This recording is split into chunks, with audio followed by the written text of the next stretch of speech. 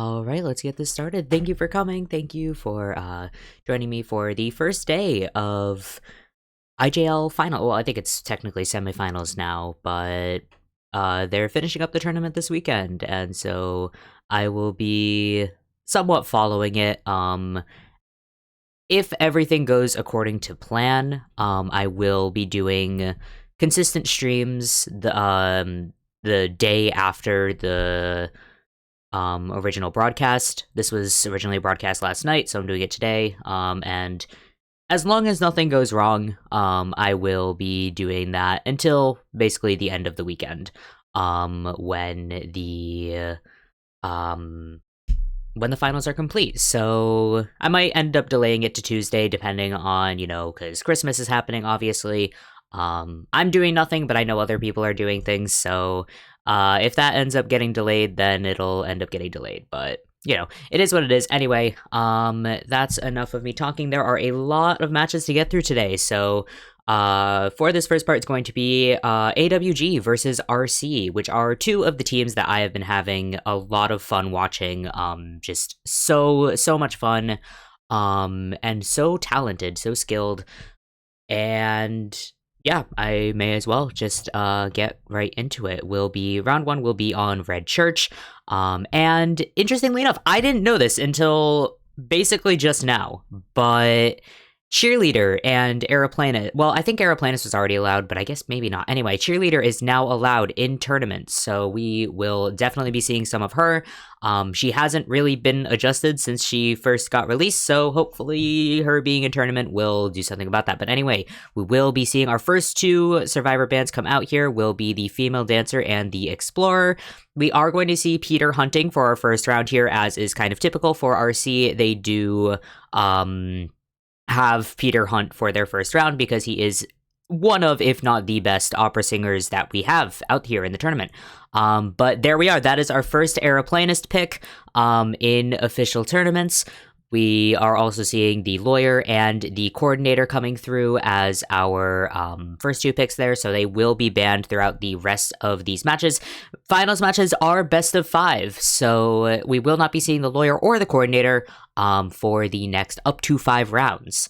Other than that, we do have a forward on the field, as well as that Aeroplanist. I am definitely very excited to see how the Aeroplanist functions, especially against an opera singer. The kind of perk of having an Aeroplanist over something like a patient, something like a mercenary, is that he has a little bit more mobility, at least for the first jetpack. So he definitely still struggles against an opera singer for the same reasons that a patient and a mercenary struggle against an opera singer, which is that because she has an infinite dash, she can just catch directly up to the Aeroplanist.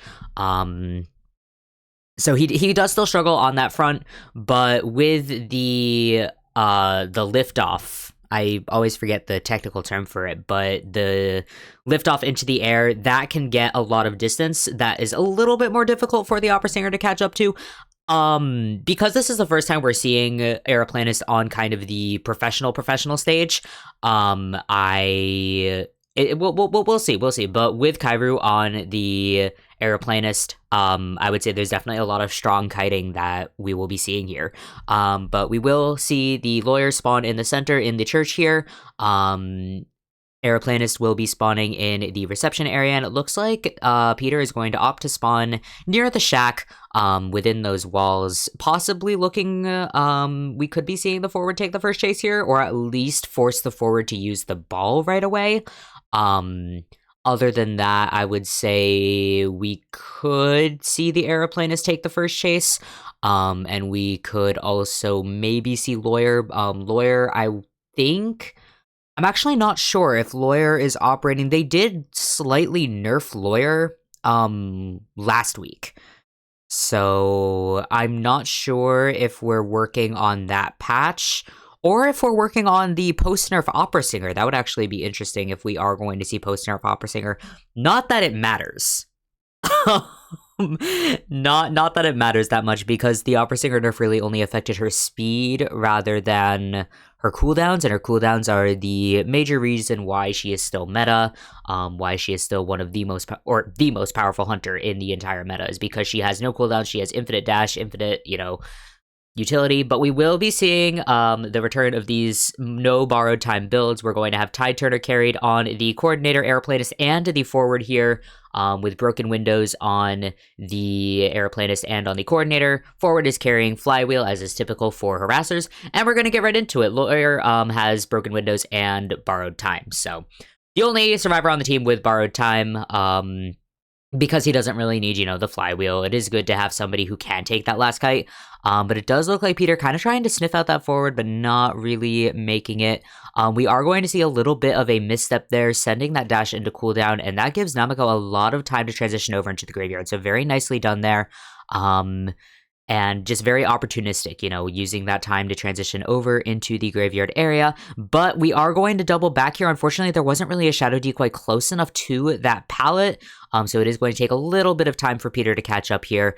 And those ciphers have been starting to move. It's not, it's not going to be well, actually, no, because coordinator doesn't have any kite debuffs until somebody's on chair, but that is the veteran speed boost plus the Terror Shock boost there. I think it was a Terror Shock at least on the lawyer, and a beautiful blink will be sending our lawyer down, but not bad cipher progress here.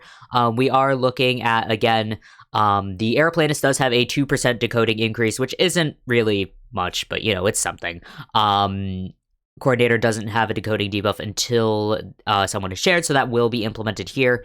And forward cipher, I believe, is the one at 45%, if I'm not mistaken. But we're actually going to leave the chair here for just a second, trying to pressure the aeroplanist, but not going to go for that hit. We are going to see coordinator coming in here. We do have a lot of opportunity for a gun. Unfortunately, that's not going to come off just yet.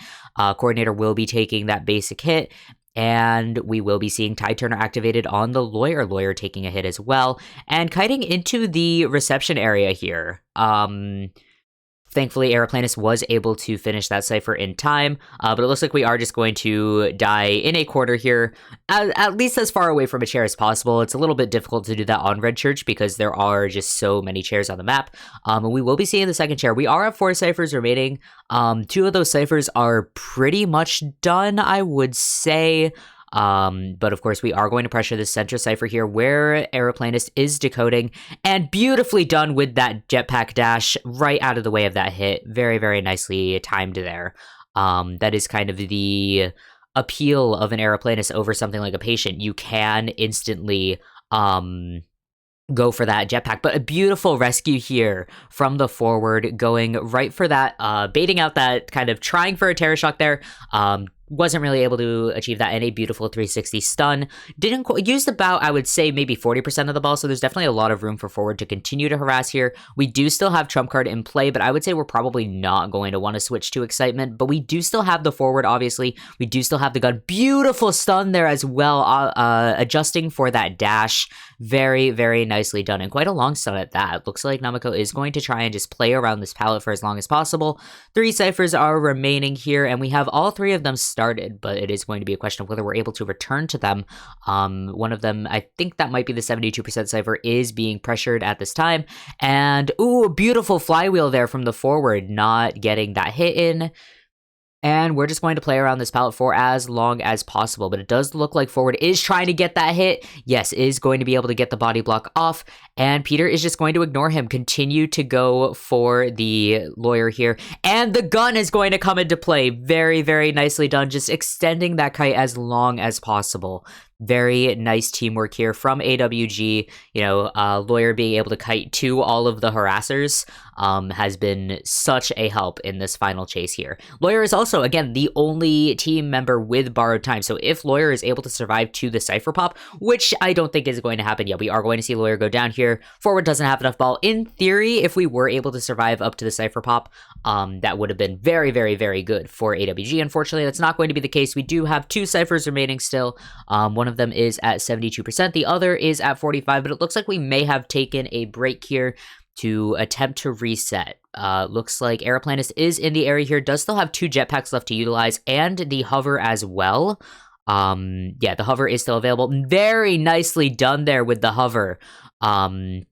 using that to push Peter back just a little bit, but oh, a terror shock! Nicely done there by Peter. And that is going to be Aeroplanist down. We do not have any Tide Turners left on the team here. Aeroplanist was the only team member remaining with Tide Turner, so that's a little bit unfortunate for AWG here. But again, you know, this is Opera Singer round 1. They can afford to go for attempting a 4K tie. And that wouldn't be the worst note to start off on. Obviously, a solo escape would be really good here, but, you know, with an Opera Singer, and especially on Red Church, which is such a strong map for the Opera Singer, aiming for that tie or just aiming, you know, relying on your hunch to get as many eliminations as possible is definitely an option here. But we're going to see forward gun for this rescue. Very nicely done, was able to get healed up in time. And is going to go for this body block. Ooh, a little bit of playing around there with that hitbox with a flywheel as well. Unfortunately, forward is going to go down. Does still have self-heal though, so but it does look like forward is going to be chaired here. Again, we're still at 2 ciphers remaining. That cipher is hard at work. Thank you. Yeah. You are certainly here. Thank you for coming. Thank you for joining the very long streaming day that is about to happen. But we are going to leave that chair. It is forward's first chair, so he does have quite a bit of time to sit on it. While I would say coordinator is trying to finish that cipher, it's going to take again a little bit more time because we are looking at the chair time debuff, but beautiful use of those dashes by Kairu is... Okay, no, we aren't going to be able to juke for long enough, but what a beautiful juke there just to start us off. Unfortunately, Aeroplanist is going to go down, does again still have that self-heal left to utilize, but we are kind of entering the slug game here. We are at 1 cipher remaining, but both of those ciphers are basically on top of the forward chair, so that's not going to be easy to return to. It looks like Scorpion might just be opting to not go for that forward rescue, not even attempt it. Ooh, very close there. Could have definitely been hit through that window, but Opera Singer's hitbox is quite small, so that's a little bit unfortunate there. I think we might be working with post-nerf Opera Singer. I honestly can't tell. I'm not like the Opera Singer expert, but I feel like her hit might be a little bit slower than it used to be. I do think that they slowed down her hitbox animation. Either way, coordinator is going to go down there. Unfortunately, no flywheel there to utilize. We do still have Blink, interestingly enough. Yeah, that's what I'm thinking. If Cheerleader is playable, then we might be seeing nerfs. But... Oh, Merc nerf would actually be really interesting. I guess that'll probably be, how we can gauge it. If Merc comes out and with that delayed damage, then we can see what they're playing on, because it's definitely possible that Cheerleader's available without the rest of the nerfs, but we'll see.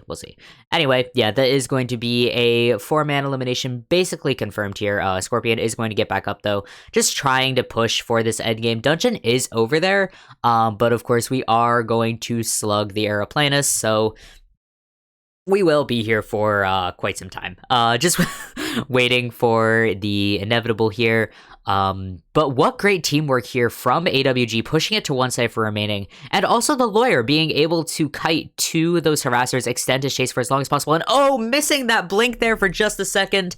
Unfortunately, coordinator not quite able to vault just fast enough, and that is going to be a confirmed 4-man elimination here for RC in the first round. So that is 5 points to RC, and I'm actually going to write down the scores today, so I am on top of my game.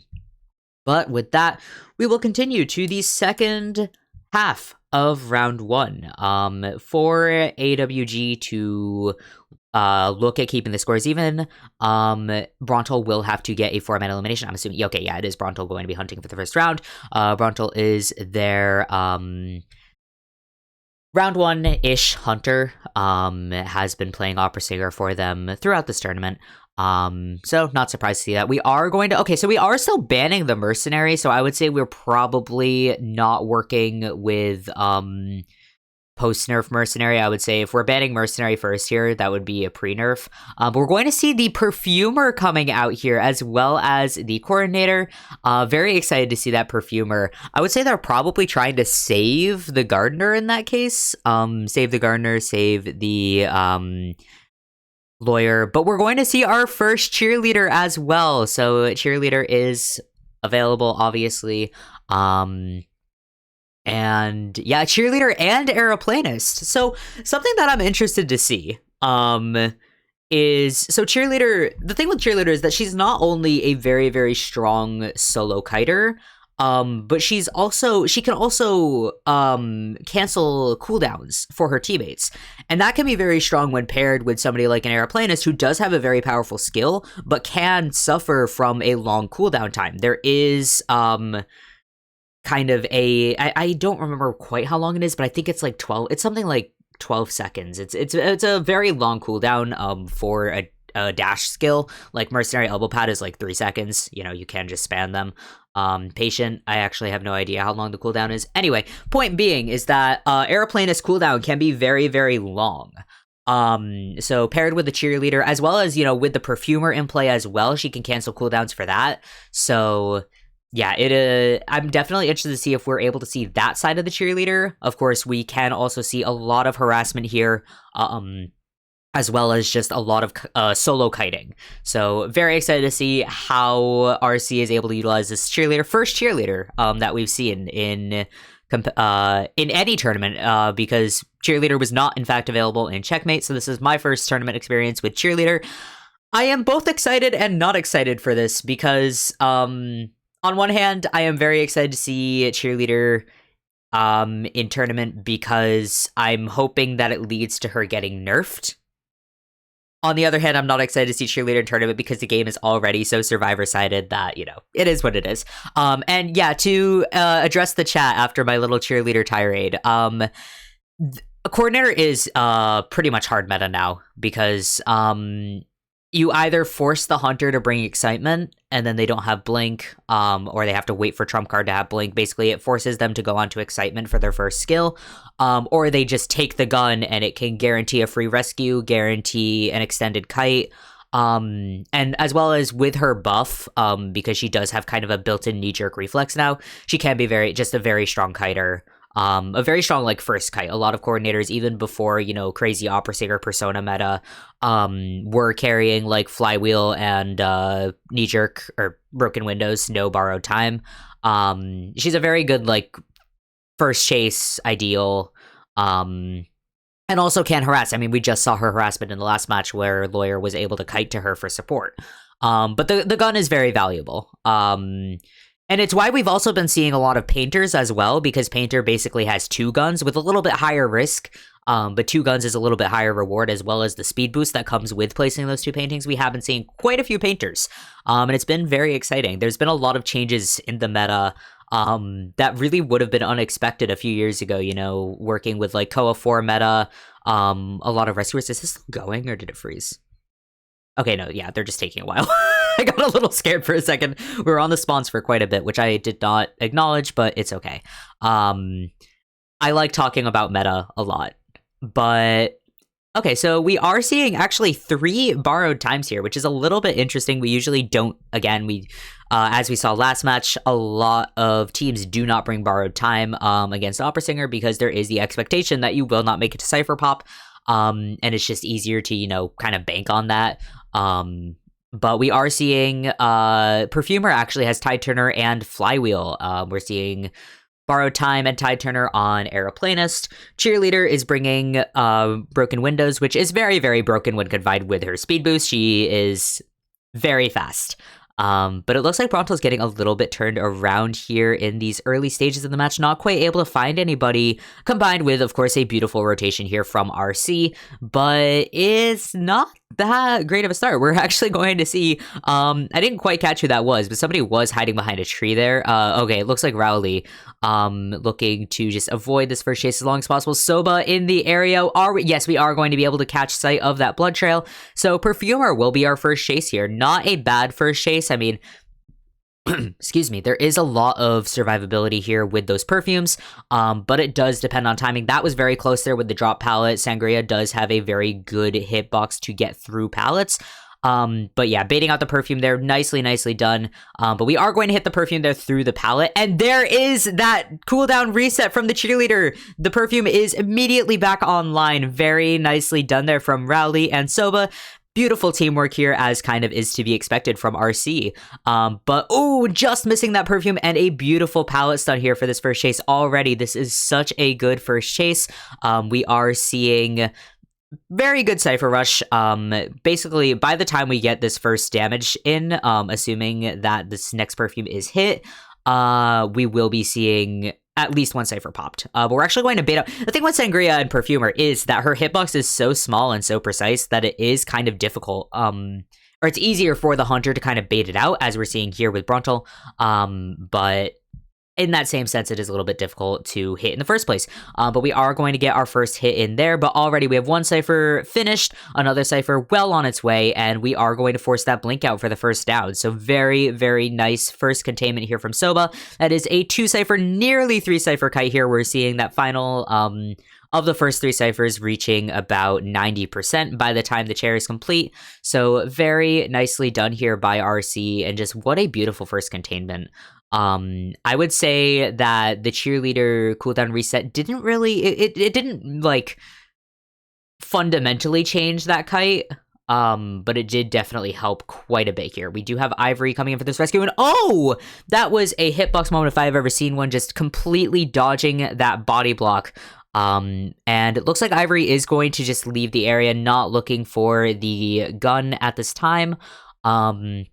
I would say we're definitely going to allow City to come in for this rescue, with that Tide Turner, possibly go for a last-second rescue. We do have only 2 Cyphers remaining.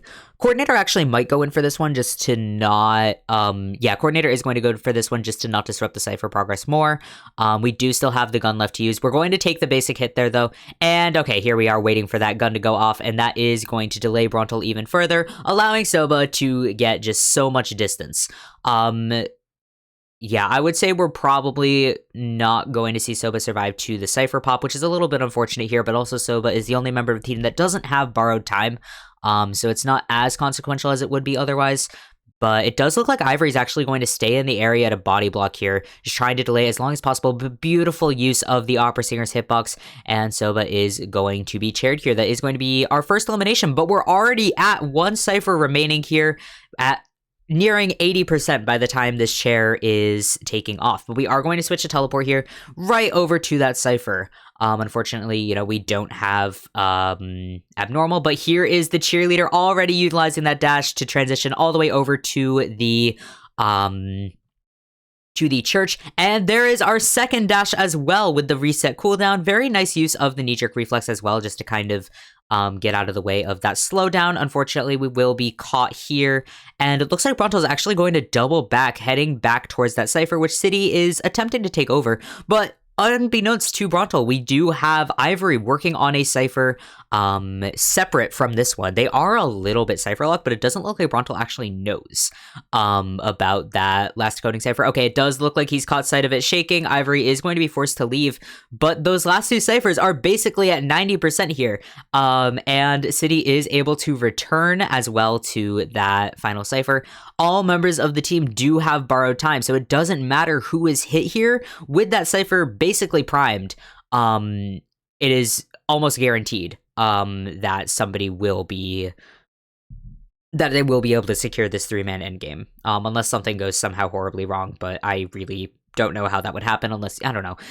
Anyway, we do have 1 Cypher prime, the other Cypher is at 88%. They are just going to pop it here with Brontel getting a little bit turned around, trying to pressure both Cyphers at once. And City with the hover, beautiful use of the hover to break just a little bit of distance there. That pushback on the hover is just so fun to see. And Cheerleader, again, is going to take this kite. Do we have the dashes back up? I think we do. Yep, here is our first dash. But Opera Singer is almost able to catch up. Is it going to work? Yeah, okay, we are going to be able to catch up. Very, very close, though. That was nearly having that second dash there. Unfortunately, it's just not going to go through. But that is going to be a win here for RC with 7 points in the first round. AWG losing by 5 with that first round. With that first round 4-man elimination. So not the best start here for AWG, but again, this is best of 5 at very least. they do have 2 more rounds to try and get more points on the board for themselves. But yeah, best of 5 does allow you to kind of have a little bit more freedom and leeway with these first few rounds. Nothing is decided until it's over. That is kind of the moral of the story here. But with that, we will be heading into the second round. So yeah, I am also very excited to see or that we've been seeing kind of these new metas emerging, because again, coming out from like Call of the Abyss 4, Call of the Abyss 5, when we were kind of locked into that rescuer meta, like triple rescuer, 1 decoder, protect the decoder, etc. Heavy, well, I guess we do kind of still have heavy harassment, but it's a lot more like prospector, sometimes cowboy. That's kind of a long shot. Well, actually, speaking of cowboy, we did actually just see a cowboy buff, so we could definitely see if it's implemented by the time of Koa. I mean, it probably would be, because it's like it's at the end of this season. Well, no, Koa's next. Well, we'll see what they decide to do. We could be seeing the cowboy buff come through. But we are going to head into round 2 here. We're going to ban immediately the Seer and the Forward, with Lawyer and Coordinator being our overall bans. They were picked first in the last round, so they will be banned here. And yeah, exactly, no more guaranteed. Like, we haven't been seeing Priestess, even when she's not banned. I mean, and then we do see her, and she's, a menace. But our first 2 picks here will be the Acrobat and the Psychologist, which are pretty safe picks, while also being very strong. I'm a little bit surprised to see Acrobat picked first here, because I wouldn't really expect him to be banned. And we are going to ban the Embalmer as well, which is really not a ban that you would have seen in the past. But Embalmer has been used more and more just to try and guarantee more escapes, which is what Shota wants to avoid here. RC already has a good amount of points on the board, a very strong lead heading into round 2. So we could definitely see again a comeback here, but also it's very important to just not allow something like an Embalmer to come through and just have a very, very clutch endgame, especially on a map as big as Leo's Memory. It's a little bit more difficult to maneuver around, depending on the hunter that Shota picks, obviously. But we will be seeing the Prospector and the Mercenary locked in, so I guess we will find out this match if they're playing with the Merc nerf. I wouldn't expect them to be. I really don't think they will be playing with the Merc nerf, but I guess we'll see. They could very well be, and I could be totally wrong, but I wouldn't bank on it because it's so, Anyway. Yeah, and with the Antiquarian ban there, locking in the Prospector, I think, is a pretty solid choice, and we're going to see the Bloody Queen. Bloody Queen has been kind of an unexpected rise in the meta this season. I mean, she had kind of the reputation of a tie queen for so long, and she does still. I mean, she is still very much a tie hunter, but we've been seeing her win more and more in tournament. I'm definitely not surprised with the Bloody Queen pick, especially with the Seer ban coming out first. That does kind of allude to a solo hit hunter, which is why, we do lock in the Psychologist in response to that, because Psychologist can be very, very useful against single hit hunters. She automatically takes 3 hits to get down. She's very annoying to deal with. So it's less it's only once, it's not rechargeable like this here, but it's a lot lower effort because she just automatically, tanks it with the stress. But, it is what it is. We will be seeing the Prospector spawn in the 2-story building, factory, I guess. Psychologist spawning in the shack. Acrobat right in the middle, perfect bait for the Bloody Queen, and Mercenary just kind of floating around over in the corner, near the Christmas tree. But yeah, I guess this is kind of a seasonal map, I suppose. But yeah, I'm definitely, the thing with the Bloody Queen, Bloody Queen versus Acrobat, I feel like maybe Psychologist might be a better option for the first chase, even with the shack to utilize. Acrobat can be very, very strong against the Bloody Queen, just because, it's only a matter of inches between yourself and the mirror image. One very well-timed, well-placed ball can just break that distance immediately, make it very hard for the Bloody Queen to aim. Obviously it depends, on the skill, etc. But I do want to note actually here, now that we're getting into the second rounds and we're going to see Shota hunting for RC. RC's main hunter is Akka. Akka unfortunately had school commitments, so wasn't able to show up for this. So that's very unfortunate for RC here. But Shota obviously a very, very capable hunter in his own right. So yeah, I do like Akka though. I'm a big Akka fan, so it's a little bit unfortunate. But hello, it's okay for being late. We're just getting into round 2 here. So I mean, yeah, you really only just missed Opera Singer. But we do have an RC lead heading into this. They were able to secure a draw. So yeah. But hello, thank you for your first time chatting, Lost Owl. I'm assuming that you've probably been here before, but thank you for showing up in the chat. Anyway, we will be getting into this match here. It looks like, oh, hello! Thank you for following as well. Yeah, anyway, we will be kind of looking for the survivors here. Very, very nice rotation from AWG. And, oh, that's so sweet, thank you! Yeah, I appreciate any and all advertisement, and I hope you enjoy. There will be a second stream after this, by the way, while we wait for Shota to secure a target, but it looks like we will be heading on to Scorpion now, so, tabling that. Anyway, we will be taking, I would say, the Acrobat is going to be our first chase here, but look at the amount of distance that Scorpion was able to get here. We'll be catching up, but already we've been able to transition over into this area. A little bit of an attempt at a blink predict. Ooh, that is going to be a blink predict there. Shota faking out and looking for that flywheel. And are we going to be able to utilize the bomb in time? No, unfortunately, that bomb is not going to go off. And we will be able to get the mirror hit in there, but already we nearly have 3 ciphers decoded, so this is not the best start here. Coming out from Shota, again, Bloody Queen is a tie hunter, even if she has been performing very, very strongly. She is still a tie hunter. This is looking like a tie situation here with 3 ciphers nearly decoded. Of course, anything could happen, and we do have a lot of map pressure that we can enact as the Bloody Queen, so yeah, we're seeing that here, pressuring those ciphers. Mercenary is in for the rescue. Beautiful elbow pad just to get away from that first hit. And we're just trying to bait it out here, and we are going to get that first hit on the Mercenary. That is a... Ooh. I think that might actually be post-nerf Mercenary. Yeah, that's post-nerf Mercenary. We are working with the Mercenary nerf here. That is very, very interesting. Anyway, we are going to see a beautiful heavy hit there. Scorpion will be going down after Ty Turner is out, which is now, but Prospector is in the area. Bloody Queen does know that he's there and is going to get that first hit in. Namako should probably exit the area at this point in time. But yeah, we could definitely get the rescue, but yeah, it's not going to be nearly as easy here. But we do have the Psychologist in play, and interesting use of the blink there to just, okay, we're going straight to basement. That's a little bit of a risk, I would say, using the blink to get to the chair faster, but I mean, that's a fun strategy. That is a very fun strategy. Yeah, the opera nerfs are that unnoticeable. We did actually know, because I did notice a little bit that her hitbox was slower and a little bit, I think it got a little bit shorter, but yeah, it's not. She didn't really get nerfed. If they want to nerf Opera Singer, they need to nerf her cooldowns. Other than that, like, it's not happening.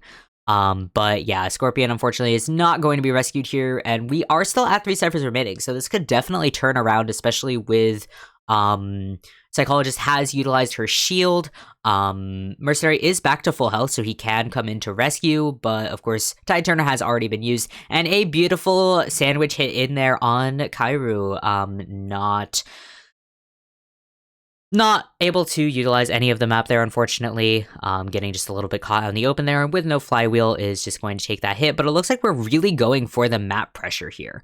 Looking at... I would think we're going for the Prospector here. We are at 2 ciphers remaining, so not a lot of progress on any of those ciphers, though, so that's a little bit not ideal here for AWG. This could definitely turn around I would say they can still get a draw out of this if they really, really push, but it's not going to be easy, and it really depends on Nameko's kite here. But already we have actually kited out the entirety of that mirror image without a switch, so very well done.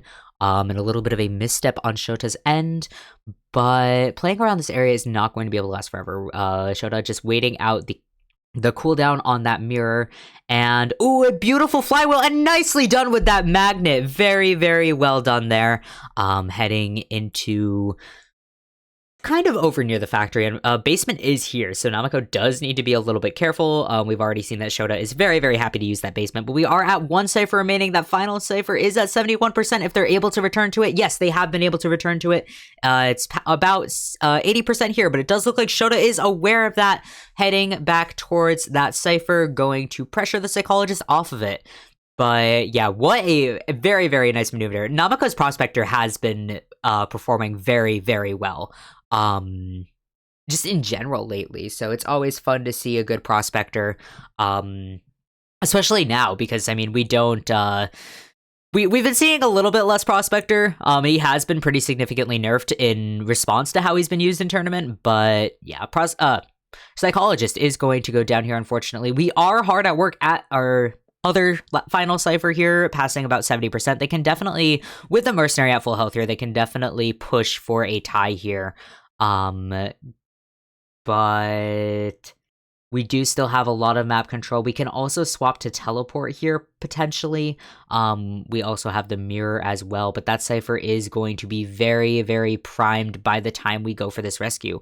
So I think Shota knows it. We're going to end up with the Mercenary there. That we're not going to be able to pop that just yet, but actually the Merc nerf kind of helps here, because if the Mercenary wasn't nerfed, as Kairu goes down, we're going to be able to pop it. Mercenary goes back to full health. The Merc nerf is actually not a nerf in that case, because if Mercenary wasn't nerfed, it would have taken about twice as long for that delayed damage to kick in.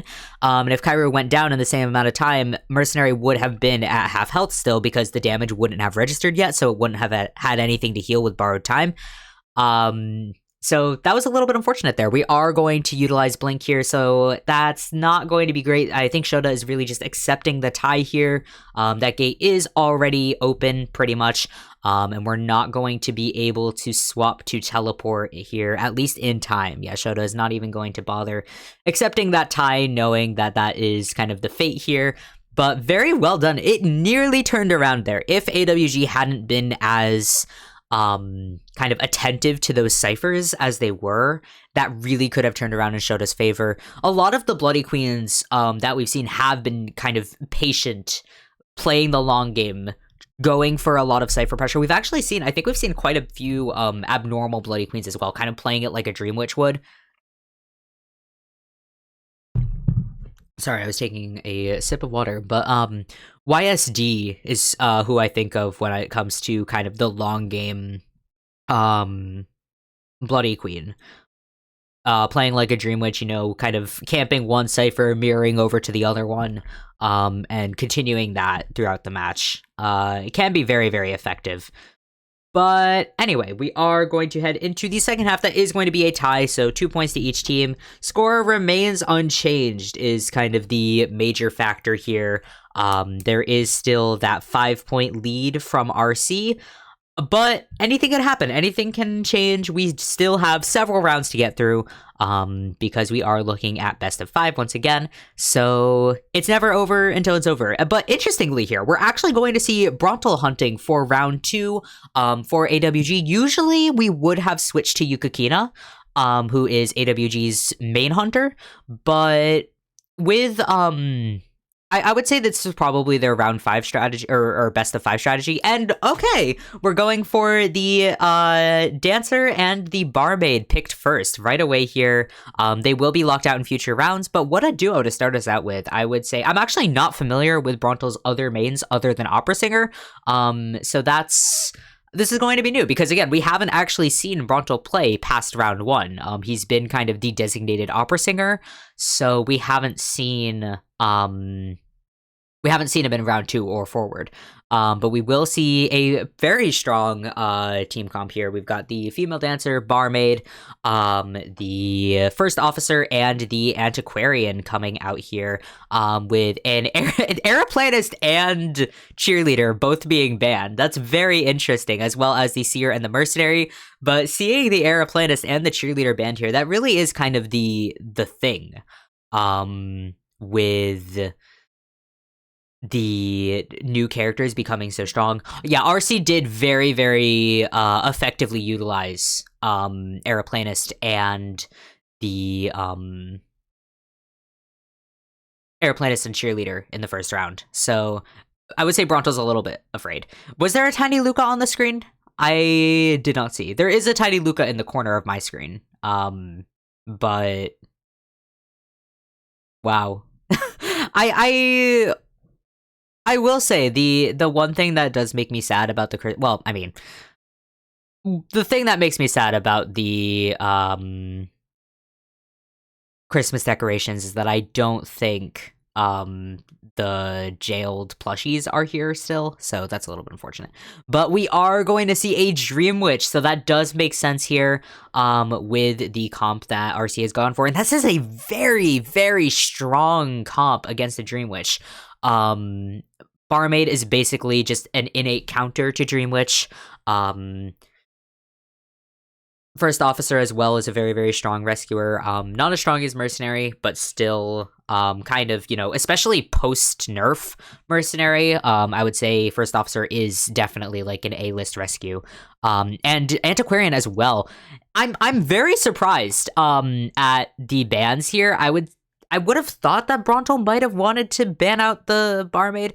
I'm very surprised at allowing the barmaid and the dancer and the antiquarian. Like, this is such a strong team comp against the Dream Witch.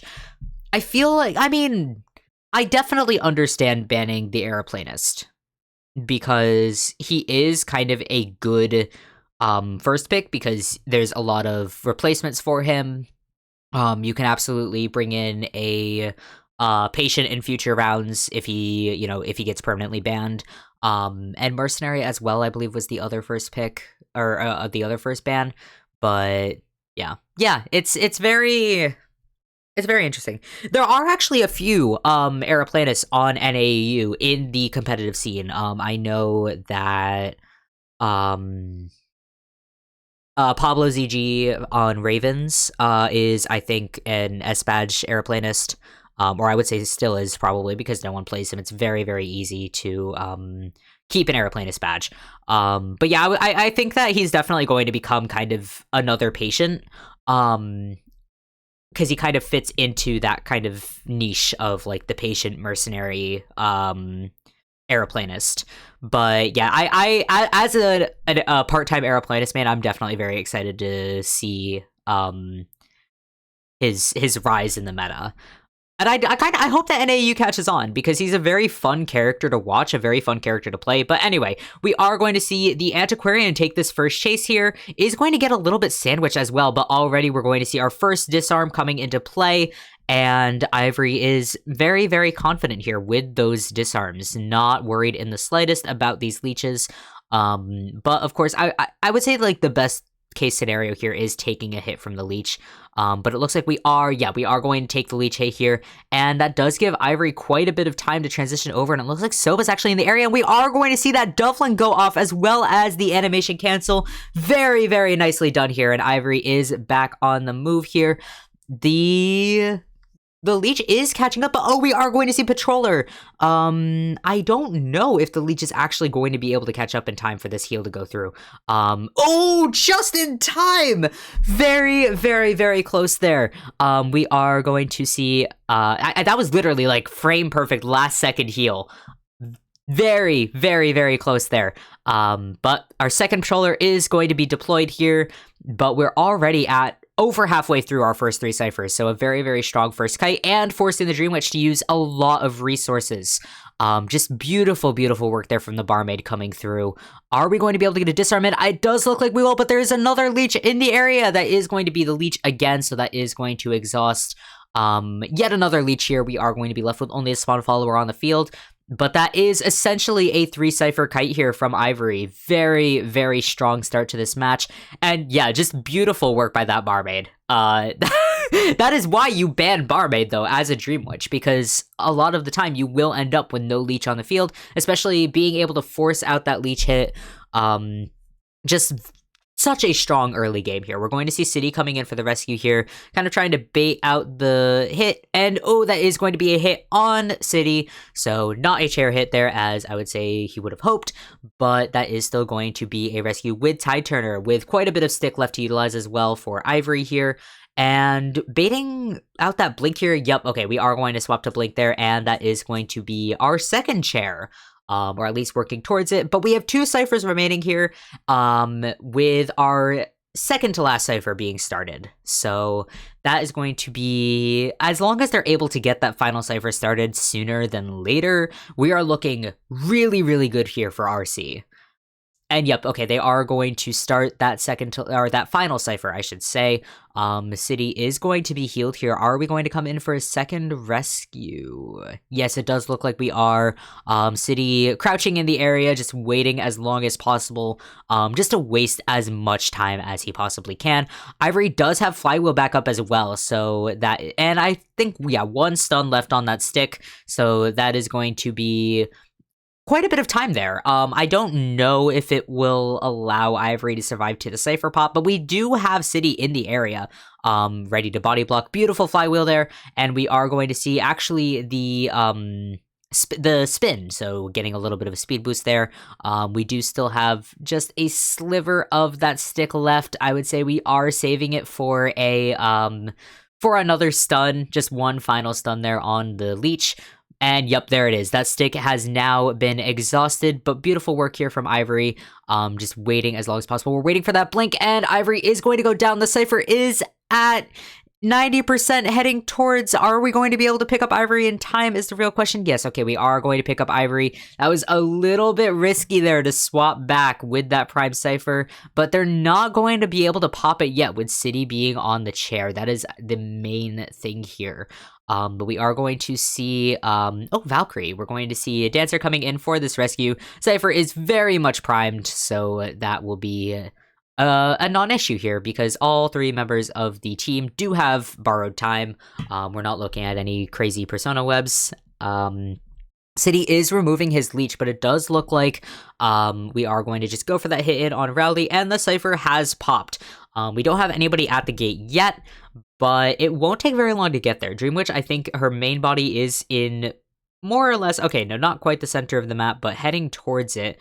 But this is looking like a draw situation, I would say, because yeah, with 3 survivors up, one of them is already at the gate, unless City is able to kite to Dungeon. I'm not actually sure where Dungeon is. Okay, Dungeon is actually over by the shack area. Well, it's gonna be close if City wants to make it. I think we still have 1 hit of the, okay, no, we don't have any of that watch left, but that was a leech. So yeah, Brontal is going to have to kind of settle for a tie here, which is not bad. This is going to be a tied round in that case. Yeah, we are going to just secure that tie here for RC. That is going to tie us up completely. So now we are going into, that does guarantee a round 4, I think, because it is best of 3. So tying 1 round does lead us into a round 4. We do still have a 5-point lead for RC. So they are still in the lead here, but with the tied round, it doesn't change things. We're still looking at the same point situation that was established in round 1.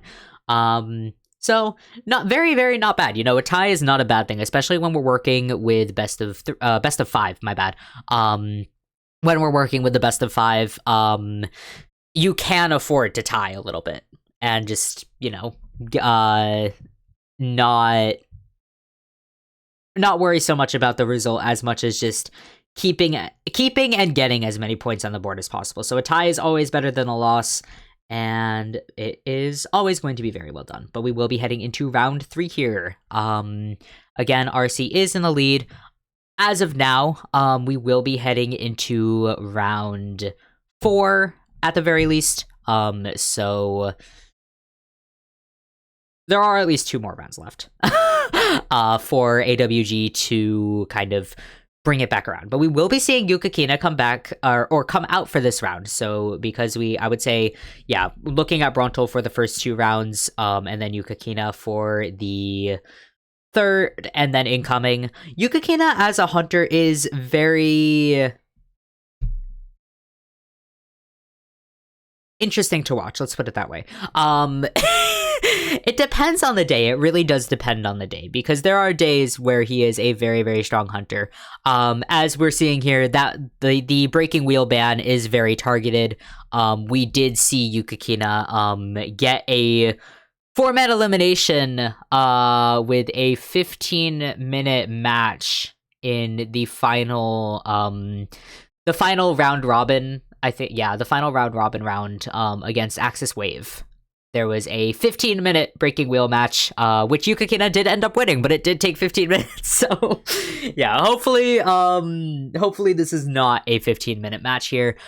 Without the breaking wheel, I would say we're probably not going to be seeing that, but we will be seeing a very interesting team comp coming in from RC. We're looking at the Thief, Embalmer, First Officer, and the Acrobat. And yes, we will be seeing... Oh, actually, with the Entomologist ban, I wonder if we will be seeing a Clown here. She is a very hard counter for Clown. Could also be an Axe Boy, but I don't think Yukakina has an Axe Boy unless he does. We could also see a Hermit. Yukakina does have a Hermit. And Entomologist can be very, very strong against the Hermit. I think Yukakina, in particular, has a bit of a... fear of that Entomologist. There was a match, I cannot for the life of me remember which match it was, but there was a very unfortunate match on Leo's memory at some point in IJL this year, in which the Entomologist was actually able to push Yukakina out of the teleport. Because the thing with Hermit teleport is that when you...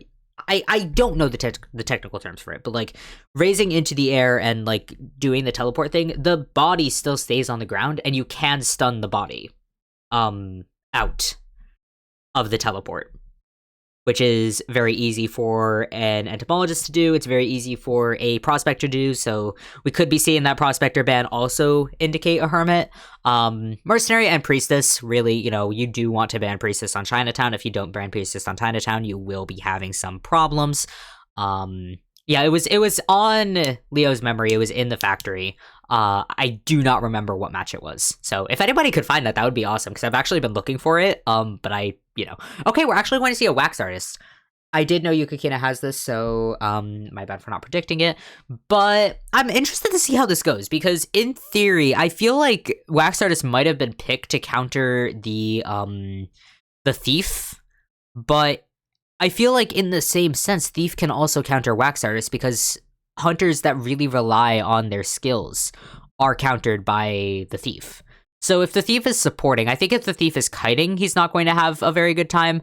But if the Thief is supporting, then that will be very, very strong support, because the key is just not getting in the way of the Wax. And if Thief is like running behind and blocking the skills, I have an image in my head. I'm not sure if the image is coming across, but it's an image. And I hope that it's visible.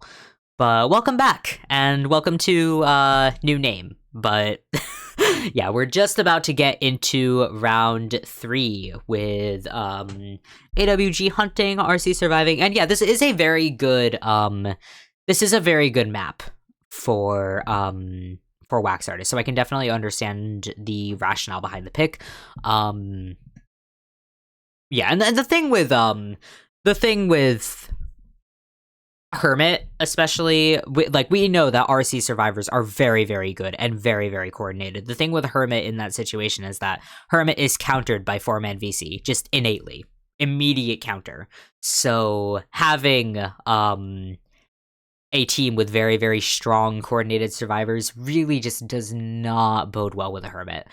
But I would say in this situation, we might be seeing Acrobat first chase, but I feel like Thief might not be a bad first chase, just to get him out of the way. Because the thing with Thief, and the thing with team comps that use Thief, is that the thing that team comps that use Thief are banking on is being able to kind of just do whatever, decode, have somebody pull off a good kite, and then immediately come in towards the end game, as well as the embalmer here as well. I think that's really what RC is looking for. Having the acrobat kite, even the first officer kite, and just kite as long as possible, and then have the thief and then the embalmer come in for some end game support. And we've seen that work before. We could definitely see that work again. So I would not be surprised if this is RC's strategy, but it does actually look like we might be catching the thief first, if Yukakina looks the right way.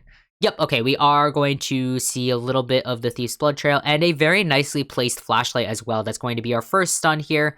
And are we going to take the time to break it? No, we're not going to take the time to break it. So that does mean that Thief will be able to use this loop very, very well. Is that Logic Path Thief? I think that's no, it's Scarecrow Thief. My bad. It's hard to see on this map. Anyway, we are going to take up the stairs here, immediately drop the pallet as well, and another flashlight drops. That is going to be our second stun of the match. And with no, the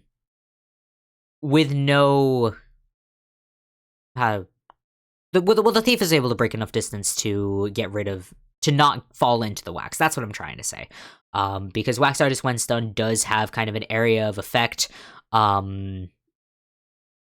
wax emission.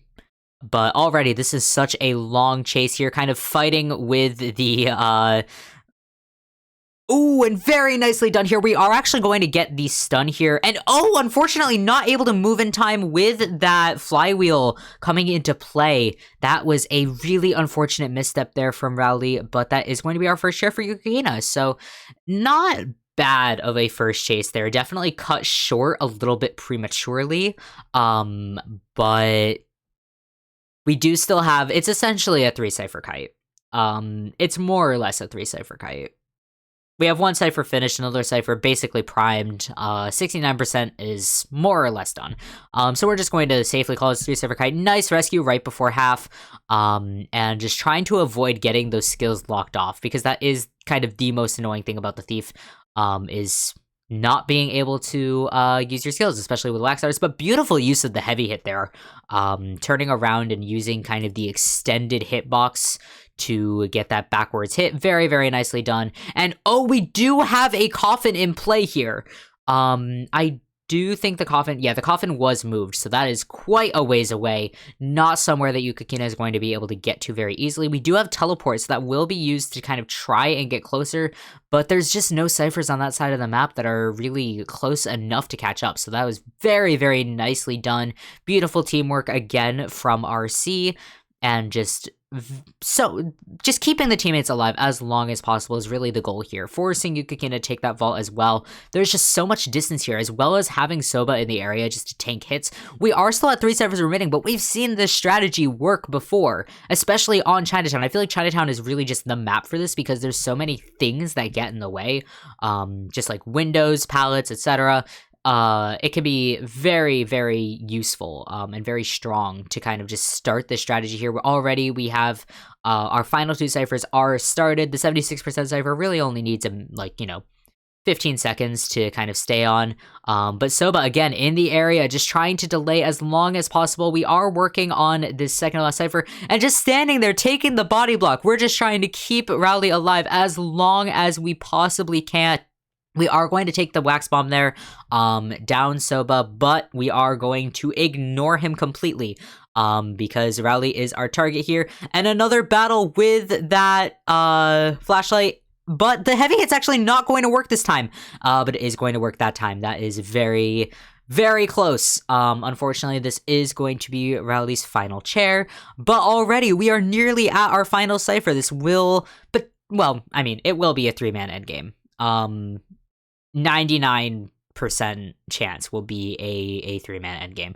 Yeah, Control Freak is, I carry it because I play Lucino. and it activates every time you jump, but don't let NetEase know I said that, because it's basically a lizard buff before the lizard buff. Speaking of lizard buff, I'm gonna get to that later. But we are going to have that Cypher primed, but it will be waxed off for just a minute here. All members of the team are injured, but we do have borrowed time across the board, so Yukina really is just going to have to be watchful at that. We are going to have that Cypher primed. Do we have the hot wax in play here? It does look like we are going to go for the hot wax and then the down here, but unfortunately just waited a second too long, and RC's just going to go ahead and pop that final Cypher. We are looking at, again, that three-man endgame here, definitely looking at a draw, which is kind of the name of the game when it comes to AWG. Having a lot of draws is very typical here, but yeah, we are seeing just this extended kite here from Soba, and we do have another coffin left to utilize. That gate is almost open here. Unfortunately, Dungeon is not in the area, so that's a little bit unfortunate. Does look like Yukakina is looking to just chair. Oh, wait, no, we're not going to chair closer to the coffin. I don't think there's actually a chair in that area. I do think that Yukakina is going to be able to catch up right away. Or are we going to... We're going to get a little bit turned around here, but okay, we are going to go for that coffin here. Thankfully, the dungeon is not spawning in this area, so could definitely be a lot worse of a situation here, but that is going to be a secured draw. We're just going to surrender and lock that in. But very nicely done there by RC. So much pressure there, just extending the Thief's Kite as long as possible. It was still a draw. I think that if the Thief was able to kite just a little bit longer, maybe if that first, if the pallet drop at the beginning hadn't gone the way it did, I think that could definitely have been a 3-man escape, but just because it would have allowed the Thief to kite just a little bit longer. But other than that, just very, very well done there. I am going to take this time to note, now that we're about halfway through, I would say. After this, I have the time tentatively set to 6:30 EST, which is about 2.5 hours from, or 2 hours and 20 minutes from now, more or less. And that will be when I am doing the second half. So Fav Gaming versus Fennel, is the second match of the day. So that will be in about 2.5 hours. Again, I will, I'll put all the links up, etc. When it's live. So yeah, I am trying to do I'm trying to catch up basically with the streams as they go. So the finals are basically every night. Which is at a very inconvenient time if you are anywhere in the Western Hemisphere. So yeah, that's why I'm restreaming them now. I'm pretty much not doing anything. Sunday stream might be a little bit delayed, or I'll just, I'll figure things out as they go. Worst comes to worst, we will be finishing IJL on Tuesday.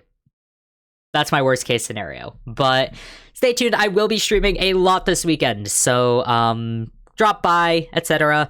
If you want to support me, I did deactivate affiliate because it just wasn't really, it wasn't working for me. But if you do want to support me, I do have commissions open on my Twitter, which is Lethal Crash.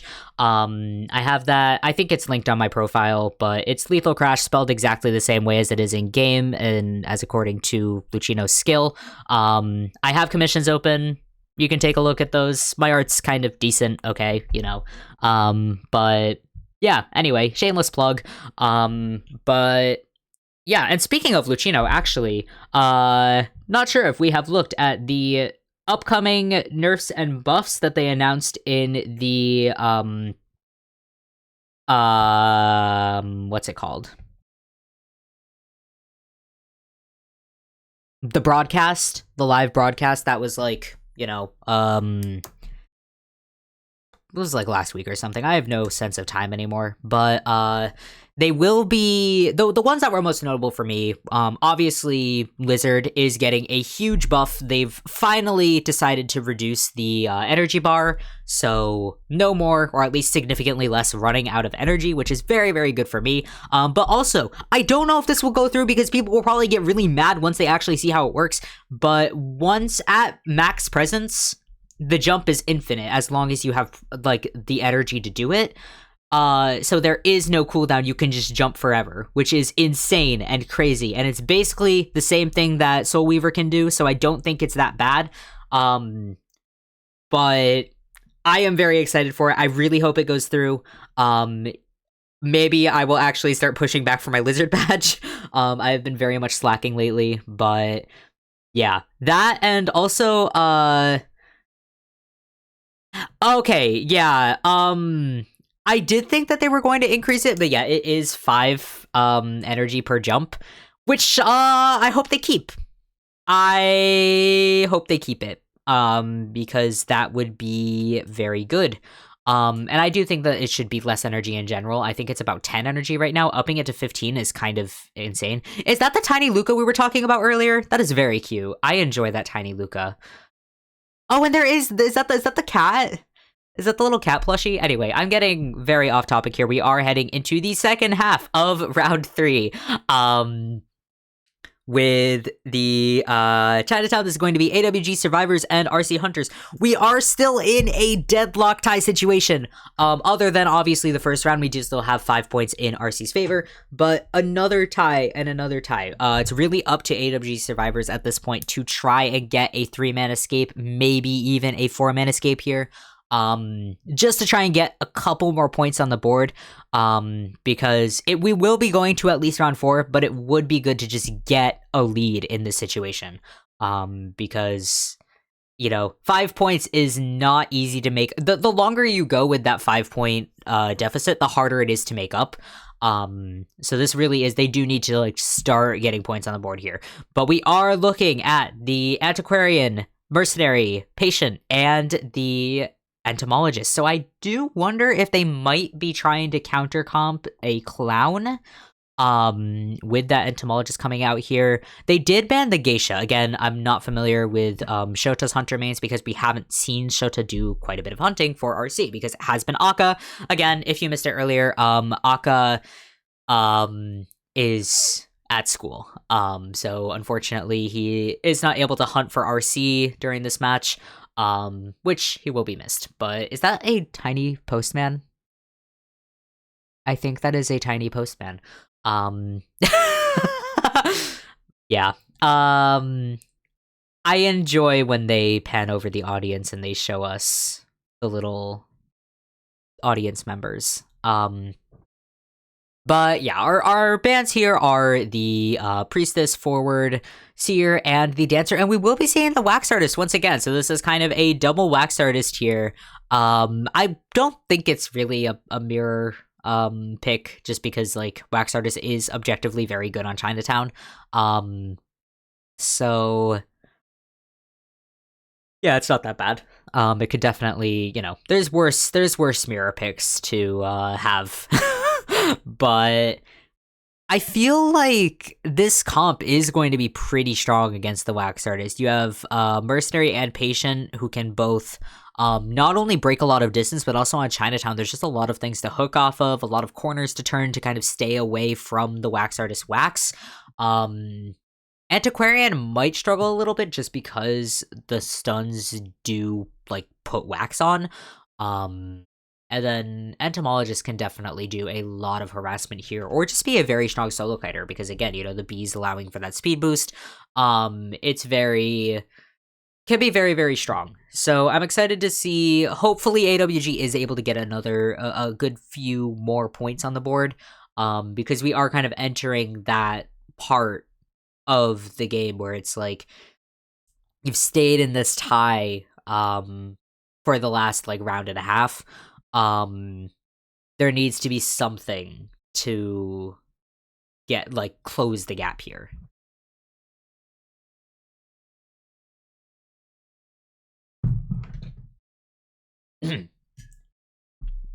I'm trying very hard to stay hydrated. It's a long stream, but it's fun. And I have fun, and I enjoy commentary. So thank you guys for bearing with me, and hopefully enjoying yourselves.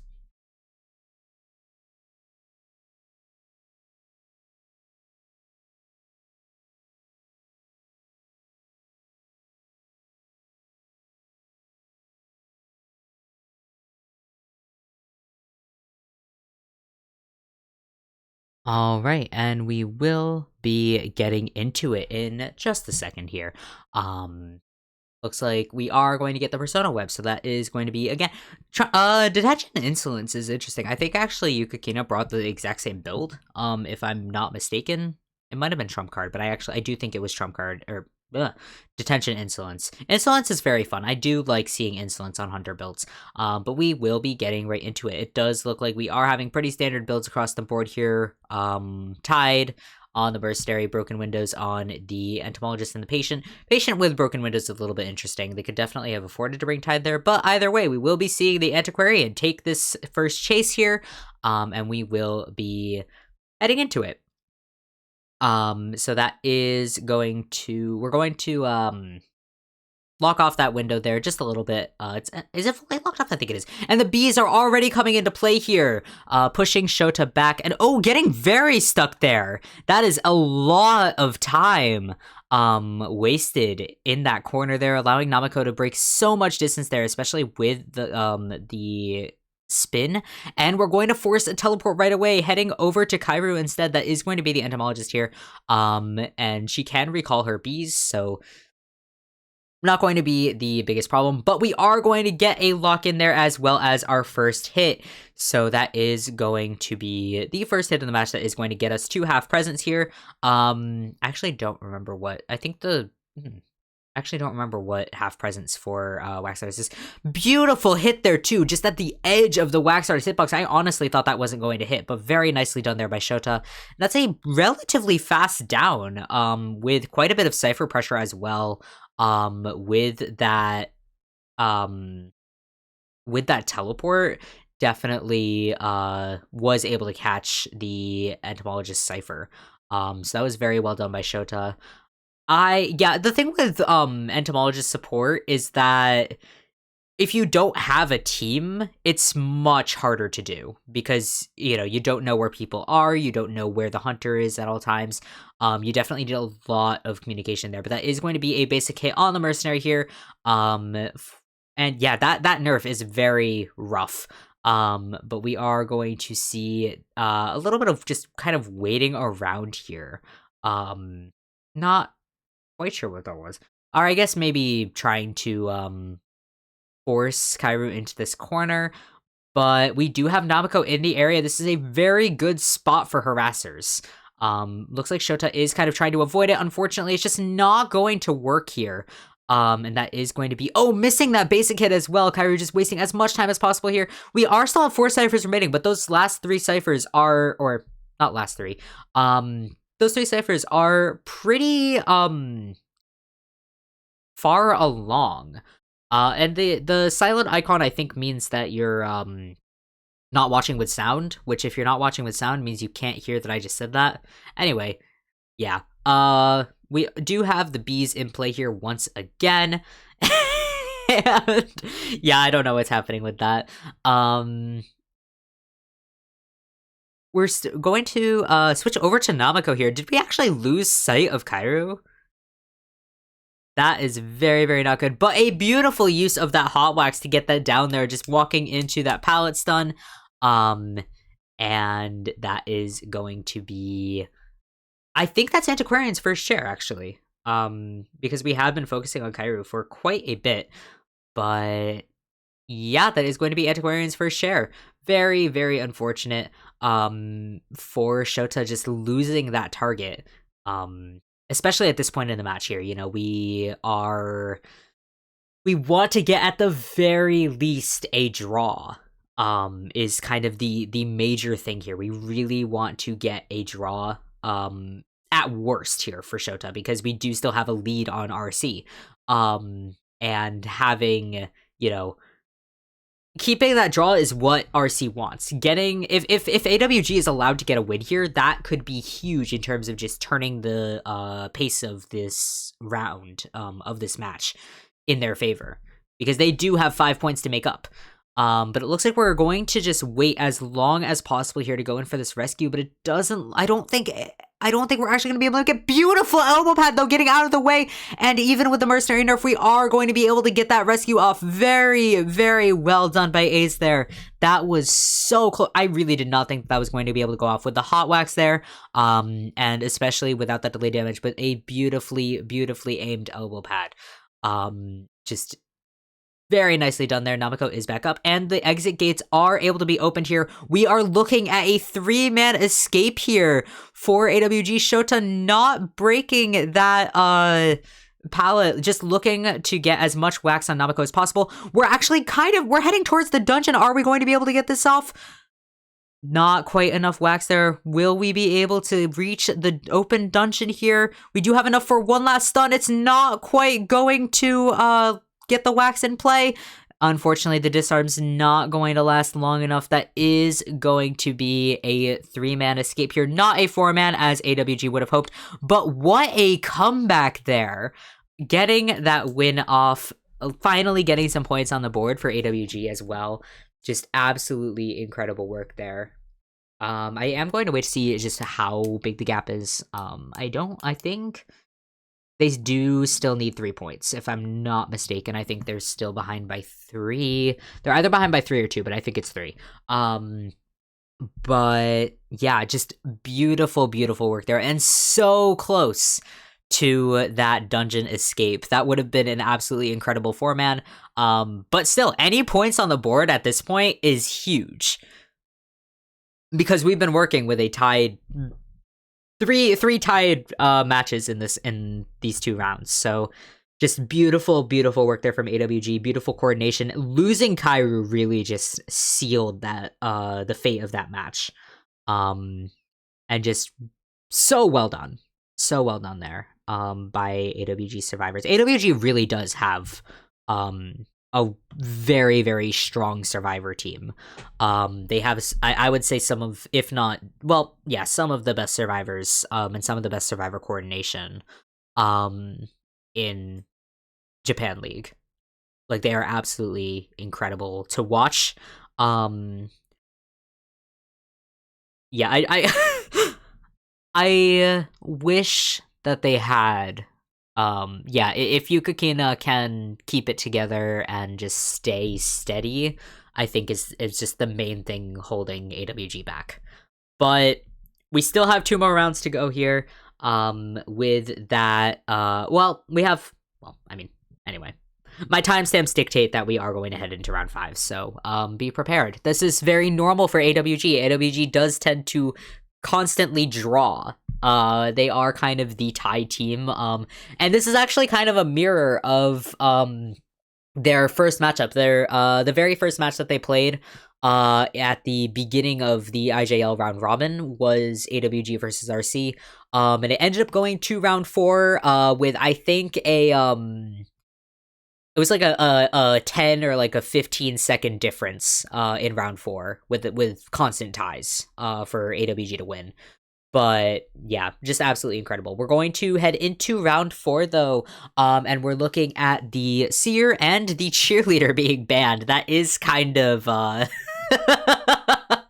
that is kind of the name of the game here, with the cheerleader bans already approaching after this first round. But we are going to see Shoto once again coming out to hunt, and we're looking at a forward and a dancer locked in here. We've banned the geisha. Is that Jack the Ripper? I think that's Tuberos. Anyway, we have banned Geisha, Opera Singer, and Dream Witch, and we're going to ban the Priestess as well as the Aeroplanist once again. We will not be seeing the Aeroplanist come out here, and that is going to be the Prospector and the Toy Merchant. Very excited to see the Toy Merchant. I always love seeing a good Toy Merchant. I know that you guys also love seeing a good Toy Merchant, if previous streams are to judge by. But with the Ever Sleeping pick, Toy Merchant is always very, very strong, both with support and also her solo kite potential. So always excited to see a Toy Merchant on pretty much any map that has levels on it. It's very fun. Just we got some Annie heads here. Yes, we do. Everyone's a big Annie fan, which is justified. But we will be seeing another Bloody Queen come out here, which is, I feel like maybe, well, I don't know Shota's Hunter pool, but I feel like maybe we could have gone with something a little bit more aggressive here, which I also suppose is why Dream Witch and Geisha were banned, because we don't want to see something aggressive here if you are AWG. But we have seen that AWG is very, very strong against the Dream Witch. I'm honestly a little bit surprised that the Prospector wasn't banned here, especially working with Namako Prospector, who is a very, very strong Prospector. And also we are allowing Kairu Dancer out, which is not something you want to do. Kairu Dancer is very, very scary. One of the best female dancers, I would say, that we have seen ever. Not to make that, broad of a jump, but Kairu is a very, very strong female dancer. But it is what it is. Shota could definitely go for Kairu first. I feel like that might be what we're setting up for. But it being in that double 11 area is such a strong area for pretty much any kite, but especially the female dancer being able to place those boxes. It's a little bit of a scary area to work with, especially with a Bloody Queen who can, just kind of mirror through the walls. But as long as, with the pirouette, I feel like if the boxes are set up and then being able to utilize the pirouette against the mirror image, I feel like that is a pretty good setup there. So we might want to go for the Prospector instead, but we have already seen how strong of a kiter Namako is. We could go for the forward, but forward can really just ball all the way across the map. There's not a great option for a first chase here, which is very, very well done from AWG. And then obviously Toy Merchant is all the way across the map. We could mirror over there, but immediately we could be hit with the catapult. We are actually working with post adjustment Toy Merchant as well. So this does mean that we're not going to be able to place instant catapults, but we will be able to kind of see the trajectory. So, not that it really matters on a professional scale. But anyway, we will be heading right into it. And yeah, I guess the game was updated because that is the new Norton skin, which I don't think was on the test server before now. But kind of messing up that, messing up the magnet there. That was not a very good pushback. Which is a little bit unfortunate here. That is going to be the only magnet for at least, I would say, 10 more seconds. We are almost to another magnet. Yeah, I think it'll be up in just a second here. Yeah, that is going to give us one magnet left to work with. But nice job dodging the magnet there. Oh, and a beautiful flywheel. Unfortunately, just not going to be able to break enough distance, and Namako is going to go straight down there. That is a very short containment, but forward is in the area. We do have blink and not excitement here, so that is a little bit unfortunate here for Shota, but we will be able to get a first hit here, baiting out the blink. Ace is staying in the area, though, really looking for this stun. There is no chair here, but that is going to be the mirror image, and we will have that football sent it to cooldown before the pickup. I almost wonder, yeah, I feel like that strategy of faking out the ball could be very, very good with a cheerleader on the team, because cheerleader could just cancel that cooldown and then it wouldn't be a fake out. That's notes obviously for when there's a cheerleader on the team with a forward, but yeah, very, very dangerous. But we are going to see Toy Merchant coming in for this rescue. Is not going to have Tide Turner. Yeah, the only member of the team with Tide Turner is going to be the forward here. But we are seeing, and unfortunately, again, not quite able to get that magnet out in time. Namako is going to go down almost immediately after that chair. But we are seeing the forward here once again, and Shota really just walking into that stun, and that magnet was still active, so we are going to see a pushback there. And a short stun, but is going to be long enough for Namako and Ace to break a lot of distance here. And the boxes have been set up in this area, so that is going to be very strong. But is the tram coming? Okay, no, the tram is almost coming here, but that is not going to be very, very easy. Yeah, okay, the tram came after. That's better than the tram coming in that attack recovery. That could have definitely been very detrimental. But look at how much time is being wasted here. They are still at 4 ciphers remaining, but it's basically 2 ciphers remaining here, with those ciphers being worked on. And we are going to see a mirror image. Oh, the switch around, and that stun is going to go through. That is quite a long stun as well. Namako is going to use that self-heal, and is back up, but is fully able to just continue this harassment. We have 3 ciphers remaining here. Basically 1 cipher remaining. Unfortunately, we haven't quite started that final cipher. But with those 2 ciphers being very, very close to completion, it's not, it could be definitely much worse here. And accidentally stunning Ace instead. That's a little bit unfortunate there. But yeah, that's really not ideal. And a little bit unfortunate, especially since they did buff Prospector to prioritize the Hunter. That's really just, unfortunate aim. Very unfortunate aim. And the blink is going to come out. Ace is going to go down here. Namako does not have self-heal to utilize, so he will be seeing his final chair. That's a little bit of an unfortunate situation, kind of an overextension on AWG's part. Kairu is in the area, I would say, trying to harass here, but of course it is a female dancer. There's not really much harassment to be done, especially since it doesn't seem like Kairu has any boxes left. I think that was the last of the boxes, and we are going to mirror over. Namako is actually on second chair. For some reason, I thought that Namako was on final chair. That's my bad, but we are seeing a little bit of pressure here. Kairu is the only member of the team still at full health, so we are just going to try and wait around here. Looks like we are trying to bait out the pirouette, beautiful pirouette over to the chair, and we're just going to wait as long as possible, just trying to bait out the hit. Just a little bit. Ooh, and a beautiful pushback there. Finally getting that close range stun that we've kind of been looking for this whole match. But all 3 of the team members are going to be able to rally here, hitting Kairu. Instead, that Cypher is nearly primed. All members of the team do have borrowed time here, so it's not going to be an issue. And we are just going to pop the Cypher. Namako does have 1 magnet left to utilize, but they are really coming out into their own in these final rounds. I feel like they've kind of hit their stride, and especially against Shota as a hunter. They've like gotten used to it. It's very, very well done. Beautiful flywheel and another magnet coming through, heading towards the gate. Are we going to be able to get that 4-man elimination? We do not have. Did we? Okay, it looks like we did switch to teleport, and unfortunately Namako is going to get caught there, but that is going to be a 3-man escape. I think that this might have closed the gap here, with another 2 points. Well, no, if they were 5 points behind, then that would have been, so they're 1 point behind at this time. But it's up to you, Kakita, to finish closing that gap, which is, I mean, it's a position to be in, that's for sure. Yeah. I'm going to skip through and make sure that, like, my math has been correct, and that I'm not totally wrong about the scores, but let's see here. Okay, there we are. That is the scorecard. Okay, yep. Hey, look at me. I am so good at keeping score. We are currently at 1 point behind from AWG, but look at that comeback here.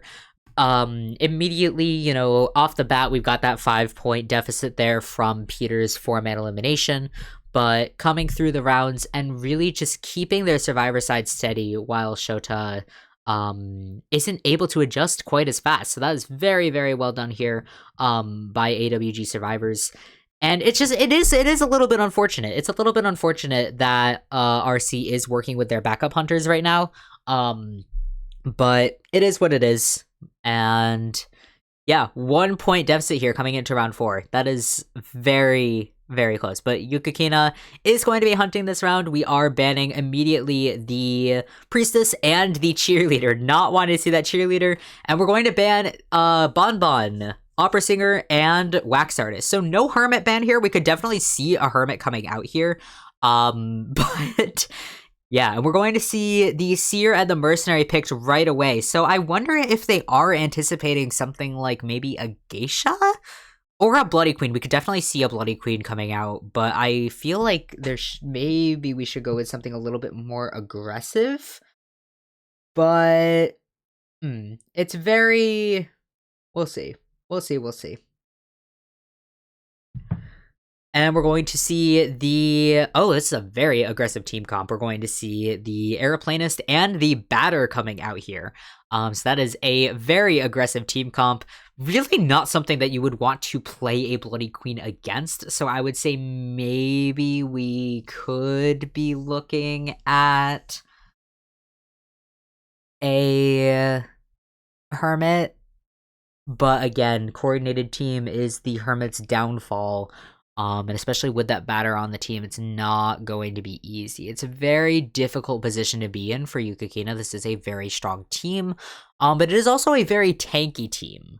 I mean, well, I guess Seer, it's very like, it's very kind of Koa 4 reminiscent. You know, you have 3 rescuers essentially. But the difference now is that Aeroplanus has a 2% buff, no decoding debuffs. Seer also has no decoding debuffs. It's a lot safer. It's like a safer version of Koa 4 meta. But I guess, you know, it really is up to... I'm curious as to what Yukikina will pick here, because you could definitely go with the Hermit. But I feel like maybe we could go with a Chip Hunter or... Oh, okay, we're gonna go with the Disciple. Yeah, that's not a bad choice at all, actually.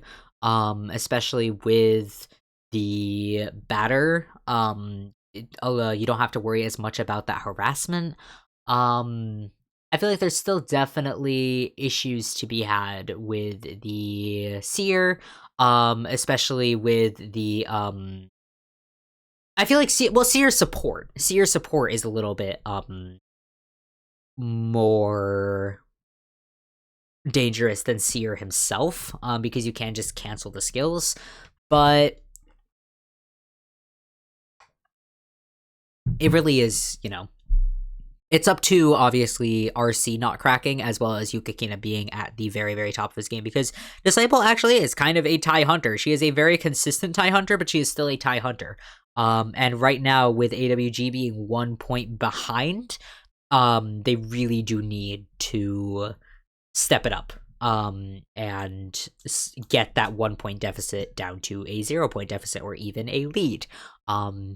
It really, you know, it depends. But yeah, I think no, it could be... No, I don't think we can tie here. I think it's either... I mean, like, well, yeah, there's not really a scenario in which you could get, like, a 1 point lead exactly. I think at best worst. With the 3-man elimination, AWG will have a 1 point lead. Because it'll be a 2 point, yeah. Okay, that makes sense. I'm doing math in my head and it's not going very well, but yeah. They do need to get a 3-man elimination. Or Yukikina needs to get a 3-man elimination, at least to be safe going into the 5th round. I think it does guarantee a 5th round no matter what. Because we are looking at a tie and then 1 round to AWG. So as far as I'm concerned, because it is best of 3, or because it's best of 5, and there's no team that's really come close to getting 3. But I am appreciating the coordination here with the red Disciple B tier and the tomato soup accessory. That's very cute. But we will be getting right into it. This is going to be, hopefully, looking for AWG getting a 3-man elimination here in order to just close that gap and continue on into the 5th round. But it looks like we will be finding Soba first on the Seers. So we don't quite have the owl back. I think it will be coming back by the time Yukikina is able to catch up. We are actually looking at insolence, though. That is very interesting trait to bring on the Disciple, but honestly very understandable. It's not often that you see a Disciple bringing Oh, it's not often that you see a Disciple bring Insolence, but that is going to be our first presence hit there, with Ivory standing right in the way. But yeah, yeah, Insolence and feels very, I'm sick of the world. Yeah, it is, it's very evil. It's very aggressive, which is really what Yukikina needs right now. So I agree, honestly. But yeah. We will be continuing the kite onto Soba. Again, looking for that seer here is definitely the best kind of plan of attack here, because we really do not want to deal with the seer support. Seer support is so strong against a Disciple, and we're going to get that first hit in there. Unfortunately, it is going to be the blink, and Batter is coming into support. So this could definitely be a very extended kite here, kind of trying to avoid the Batter here. Batter is going to get that knockback, but we do have the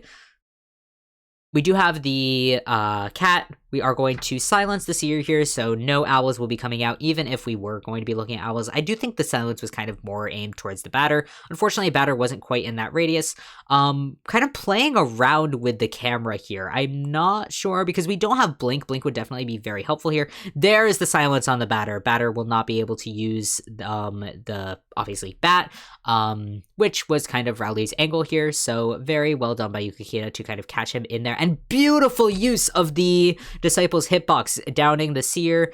Batter is back up, but again, we can just silence once again, and that will not be an issue. So this is going to be our first chair. Cypher progress is looking pretty okay, though. We do have basically one Cypher done, which isn't great, but also isn't bad. There's with the... Oh, actually, no, one Cypher's done. We're almost at 2 Cyphers. My bad, I didn't see the little aeroplanist icon there. Much better than I initially thought. But it does look like we're actually going in for a little bit of a double rescue here with City coming in as the aeroplanist. And we do have Tide Turner, a bit of a knockback there. It's a little bit interesting. I feel like maybe trying to avoid the cats, but yeah, I mean, it didn't not work out. But it definitely wasn't bad. I feel like this amount of harassment is kind of going to bite RC, or come back to bite RC, because having, rallying with 2 survivors at this point in the game, you still have 3 ciphers left to decode. And leaving the mercenary to decode all 3 of them is not going to go very well. And yes, that does cancel the window vault. And it does look like Seer... Oh, Seer's actually not going to take the tram. I was going to say, Seer does have free reign to take that tram. But we're not actually going to do that. We're going to just continue on this loop, moving backwards here, trying to kind of catch Soba unawares, but we're not really going to. There are, again, 2 survivors in here, in the area. Rowley hiding behind here, trying to get that. Oh, very good dodge of that ball. But this is such a long loop here. We do have Blink back up, so we can definitely break the loop here, and I think that's exactly what Yukikina is looking to do. Oh, knocked out of attack recovery. That's going to be a double hit there. Very, very unfortunate for RC, and a really, really big misstep there from Rowley. That is so unfortunate. I think the blink really did just catch him off guard there. But yeah, that is a very big misstep. But we are at 1 cipher remaining. Merc decoding is not going all that badly, and it looks like Mercenary is actually coming in for this rescue, which with... Okay, we are actually going for the double rescue here with City to support, but Mercenary is going to try and get this rescue because he does still have Tide Turner, so they are looking for that. But we are going to get the double cat in, and we will be getting the Tide Turner, and Soba is going to take the hit though, but I don't think Batter has fast enough decoding to decode 30% or 20% of a cipher in the time that it takes. They are definitely going to try and force heal this. Very nice work there from Ivory, just vaulting through that window. I have done that before. I have done that to try and keep the Hunter occupied. And we are actually going to be able to get to the cipher pop, but the cat is there!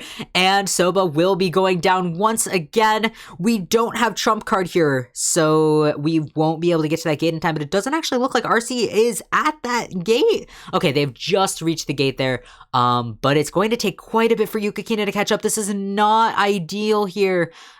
We really, really do not want to get another draw. This is it would be a tied round here, so Yeah, but I do think this is going to be a 3-man escape that is going to tie the round. So we are still going to be very, very slightly behind. That is going to close that 1-point gap, or enlarge that 1-point gap, I should say.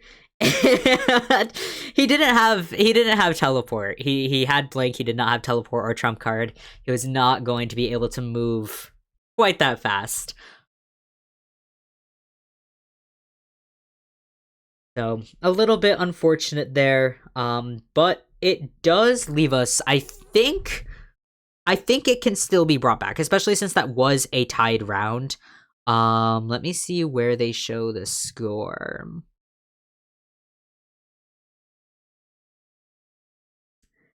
Okay, there's 3 points. 3-point deficit here. We are heading to round 5 though, so there is time for AWG to bring it back, but being 3 points behind is a lot worse than being 1 point behind, so.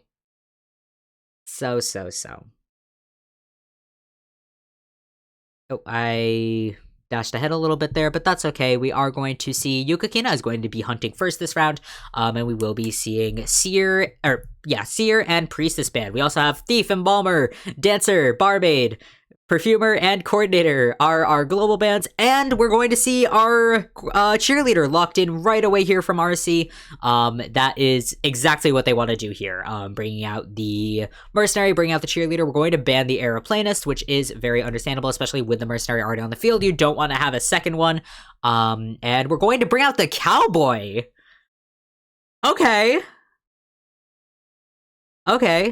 Yeah. Definitely going heavy on the harassment here, and you know what? It does make sense. Yeah. And banning the antiquarian here. Okay, we're going to lock in the patient, so we are going for that double, like, merc patient, thing going on. Yeah, I was going to say the cooldown skill with a cowboy, because most of the the strategy around cowboy is to bait out the lasso, and then he doesn't have his lasso anymore, and then you can share in peace. With a cheerleader on the field, that changes completely. It's like what I was talking about last match with the oh wow, Nui and Fathead. It's like what I was talking about last match with the forward and the cheerleader. I forgot the word. With the forward and the cheerleader, being able to reset that cooldown on a harasser is huge and can be so powerful for a survivor team. So I'm definitely excited to see if we're able to see that. The way that we could avoid it is going ahead and chasing that cheerleader first, but that, especially on a map like Moonlit, because that's the real thing here. We are on Moonlit River Park. There is just so much room for the cheerleader to run. Like, that's all she has to do. She just has to run. And yeah, and she can reset her own skills. She can reset others' cooldown. She is such a powerful survivor. I am honestly baffled that she hasn't been nerfed yet. But Bloody Queen is going to be our hunter pick here, which is a choice. I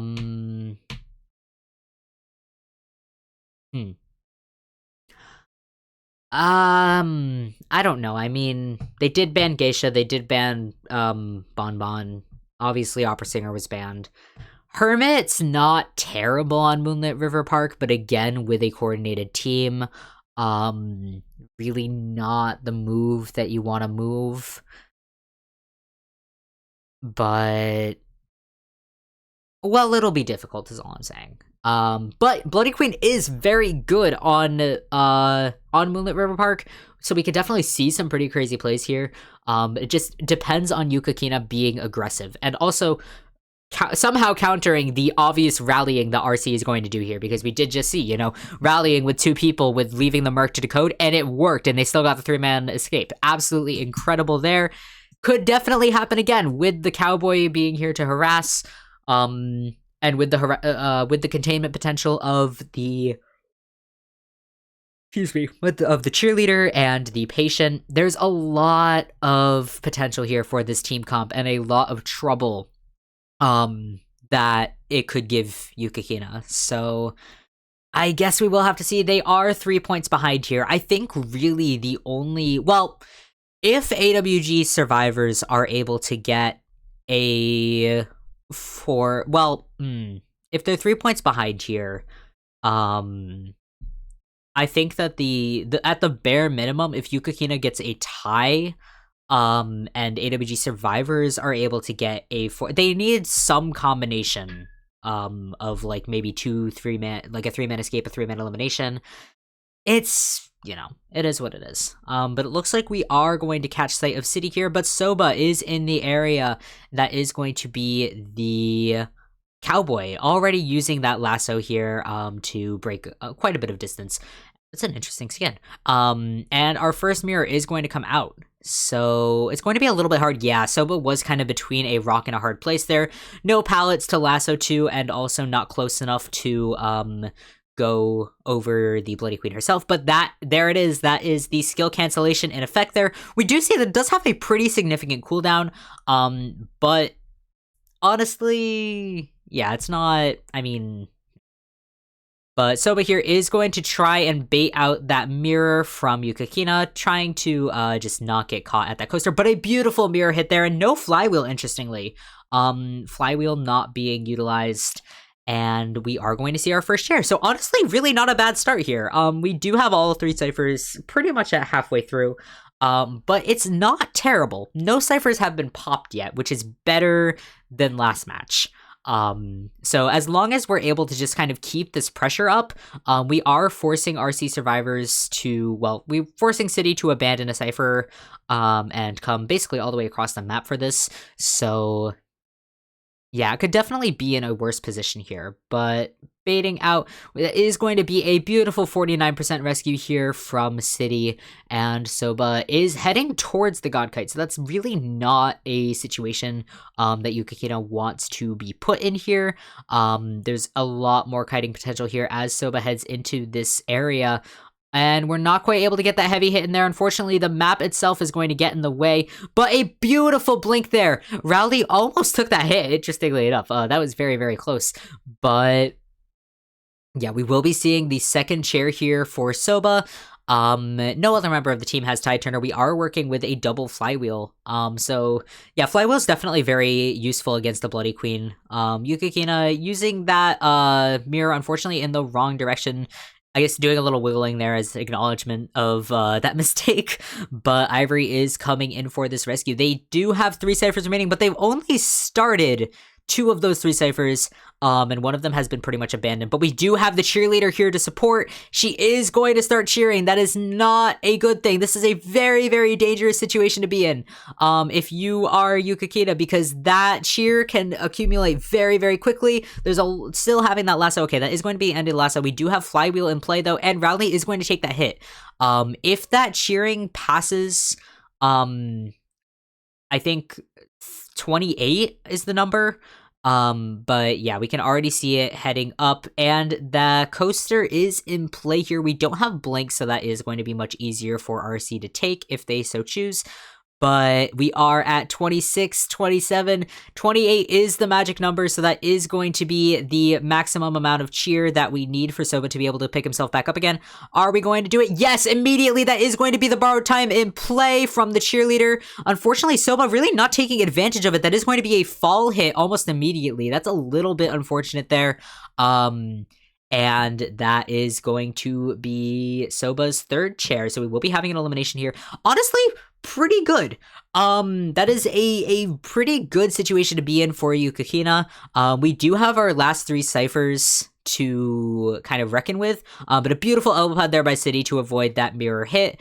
And we are, yeah, this is pretty good cipher pressure. That last cipher, so we have 82%, almost 80%, and 42% that's been kind of abandoned since the start of the game. But it's not, it could definitely be worse, as long as Yukikina doesn't overextend, which is a little bit of what's happening here. But It's both overextension and trying to avoid allowing RC to reset, but we are now at 2 ciphers remaining, with 2 ciphers pretty much at halfway or nearly popped, so not great of a situation here.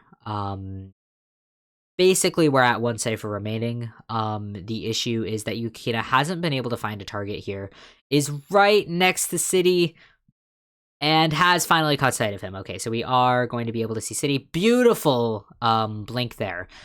But okay, so we actually, I think we are resetting here. So Ivory will be coming in, or Ivory or Rowley will be coming in for the rescue. It does look like Ivory is the one being healed. I guess we will find out in half a second. Okay, no, Rowley is the one being healed. I guess that makes sense because Cheerleader can support immediately off the chair, so Ivory is going to return to decoding. But I feel like we are still looking at a tie situation here. Which is not what Yukakina needs. As long as they're, well, actually, no, because the 44% cipher is the one at this bridge. So if Yukakina is able to just continue pressuring this area, they're going to either have to die popping this cipher or start an entirely new cipher. But we are going to get this rescue off before half. City does still have an elbow pad to utilize. Cheerleader has 2 dashes as well, so we really just don't want to chase her. And we will be going after City. I would say Yukikin is probably trying to wait that out, but we are going to be forced to go after Rowley, and able to catch up right away. Rowley, unfortunately, just running right into that mirror image, and a mistimed flywheel is going to be the Cheerleader down. So that was very, very lucky there, I have to say. Just very, very lucky to catch the Cheerleader in that last moment. But yeah, and we are going to see Ivory is going to start a brand new cipher here, which isn't the worst thing in the world. We do have accelerated decoding, but it is, you know, still a brand new cipher. And we do, Yukakina does have the location of it. So yeah,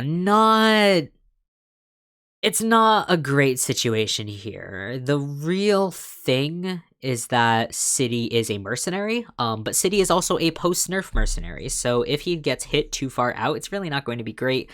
He really does just need to go in for this rescue, but Ivory is just going to continue to get pressured off that cipher. We're going to utilize our... Well, actually, we haven't actually utilized any of the hooks yet, so we do still have 2 more hooks left to utilize. But City just trying to waste as much time as possible, heading in for this rescue at the last possible moment. But that cipher is not primed. That's the thing. The cipher is not primed here. It's just been a lot of map pressure from Yukakina, and we aren't going to get that hit in on Rowley. We are just going to dash away here, but City is going to take a hit. City does still have stealth heal, but we're looking for Ivory here. We're really just trying to track down Ivory. Unless, are we going to switch here? Or are we just going to try and get the down? No, we're actually not going to be able to switch back in time. That might not be good, because that cipher is at 76%. It's not going to take very long for it to be primed. The mirror should be back up the moment that City is back on share, but already we're seeing it hit 82, almost 90% here.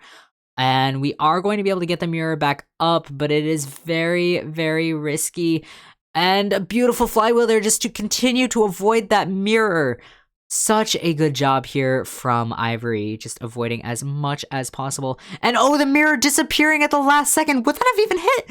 But we are going to down Rowley at the chair, so that's not going to be able to rescue. The cipher is primed, but we're not going to be able to pop it in time to pick up Rowley. This is looking like it could possibly be a 4-man elimination here, which is what AWG really, really needs. Yes, with Rowley being dead on chair, if Ivory does still have 1 hook left to use, where is the dungeon is right there. Yukakina might not be able to cut him off. The mirror is on cooldown, but is Ivory... No, Ivory knocked off the dungeon. He's going to be able to jump in time. Oh my goodness, just far enough away. That is going to be a 4-man elimination for AWG. And that is exactly what they need here in order to close that gap. Only a 3-point gap that is going to be 5 points in their favor. So that is going to be a 2-point lead here coming into the second half of round 5. And that really does, or is it going to be a 2-point lead? It only took 9 minutes this time. Yeah, that was the patience actually paid off. And that is what I was saying. That's exactly the Bloody Queen strategy that I was talking about earlier. Playing her like a Dream Witch, camping one cipher while mirroring over to the other one. And it was so close. So close to possibly not working out there. But let's look at the win conditions here. Oh, wow. Yeah, no, that does make sense because if we're looking at that 2-point lead, or oh no, I guess if we are going by rounds here, we're going by rounds and not points. And AWG or do we show the points here?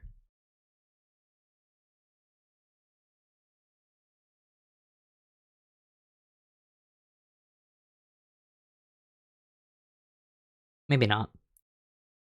Yeah, it doesn't look like we showed the points here, but in any case, RC needs a 4-man escape here to win. Otherwise, any other result, or no, RC needs a 4-man elimination. My bad. That is going to be a 4-man elimination in order to secure the win.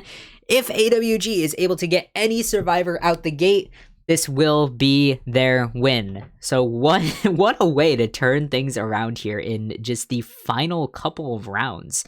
I would say we're definitely going to be seeing either an Embalmer or an immediate Embalmer ban with that in mind. But yeah, just what a way to turn it around here for AWG. And yeah, we are going to see that immediate Embalmer ban, not looking for that solo escape. We need to get a 4-man elimination here from Shota. Which is not easy. It's never easy to get a 4-man elimination. If we're in a situation where we need a draw, fine. If we're in a situation where we need a 3-man elimination, maybe. But we've already seen that Shota is kind of on, kind of being stretched to his limit here. And we are again banning the Geisha and the Dream Witch. Obviously, I feel like Opera Singer is just kind of a free ban here. And allowing the Priestess out here. We're not going to ban her. We're going to focus on banning the Bloody Queen counters, I would say. Even if bringing out Bloody Queen once again might not be the best idea. But we are going to allow that Priestess out. Yeah, it's never a good time to allow the Priestess out to play, and we are going to see the Toy Merchant as well. So this is a very heavy containment team. We have the Forward, the Aeroplanist, the oh my goodness, Forward, Aeroplanist, the Toy Merchant, and the Priestess. That, yeah, it's not. That's not a fun team comp, especially when you need a 4-man elimination. That Priestess being on the team is just such an asset. With a map as big as Moonlit, it really is a playground for her, both with the global portal and with just support portals. But I feel like the global is really the biggest thing here. It's very hard for most hunters to catch up. I feel like if we do play Bloody Queen, it might give a little bit of an advantage, but even then, it's not going to be easy for Shota. We could probably actually, if we go with a breaking wheel here, I don't know if Shota has a breaking wheel, but oh no. If you guys have seen my streams before, you know my emotions and my criticisms when it comes to the Night Watch. But for the sake of, if you haven't heard them before, I will repeat them. Night Watch has been very nerfed. Very nerfed. Because there was a time where this would have been a very good pick. But after the Night Watch nerfs, I think it was a couple of seasons ago, they cut off a few meters from the wind, from both the regular wind and also the Tempest. But the main Night Watch nerf was that they cut his dash in half. It's absolutely detrimental, and especially on a map like Moonlit River Heart, because I was saying, you need to have a hunter that can break that distance, who can counter that Priestess, because the main thing with the Priestess is that, like, even if you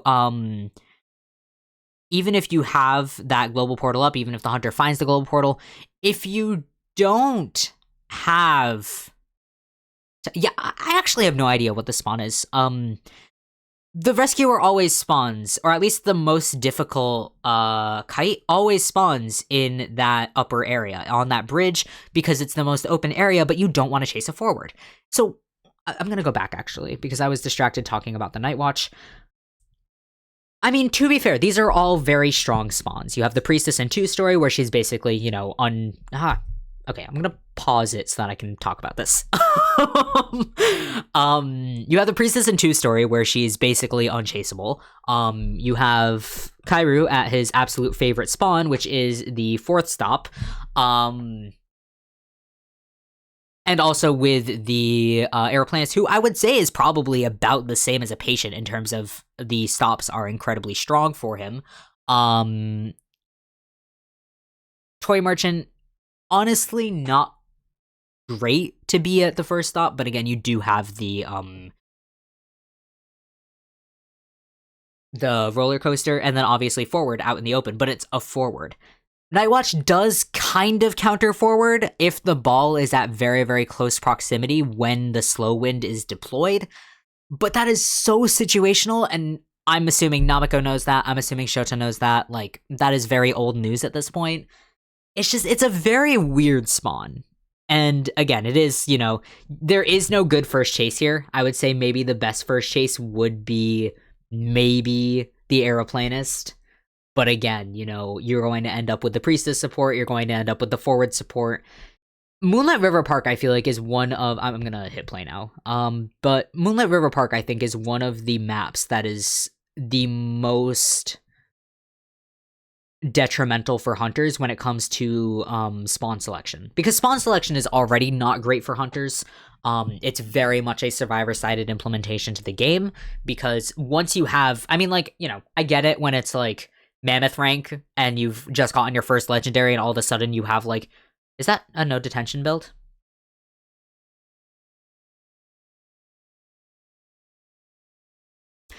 Okay, well,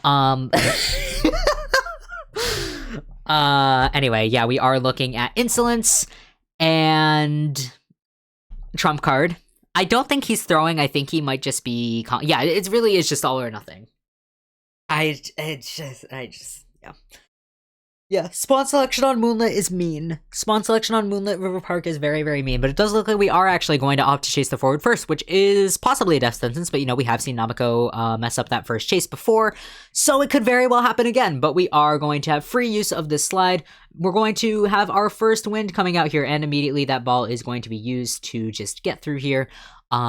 Transition over to the next area. We are going to see a little bit of an effective wind there, but unfortunately the pallet is going to be in the way. But it looks like Kairu is in the area here with the Aeroplanist, so this is going to disrupt a little bit of that decoding.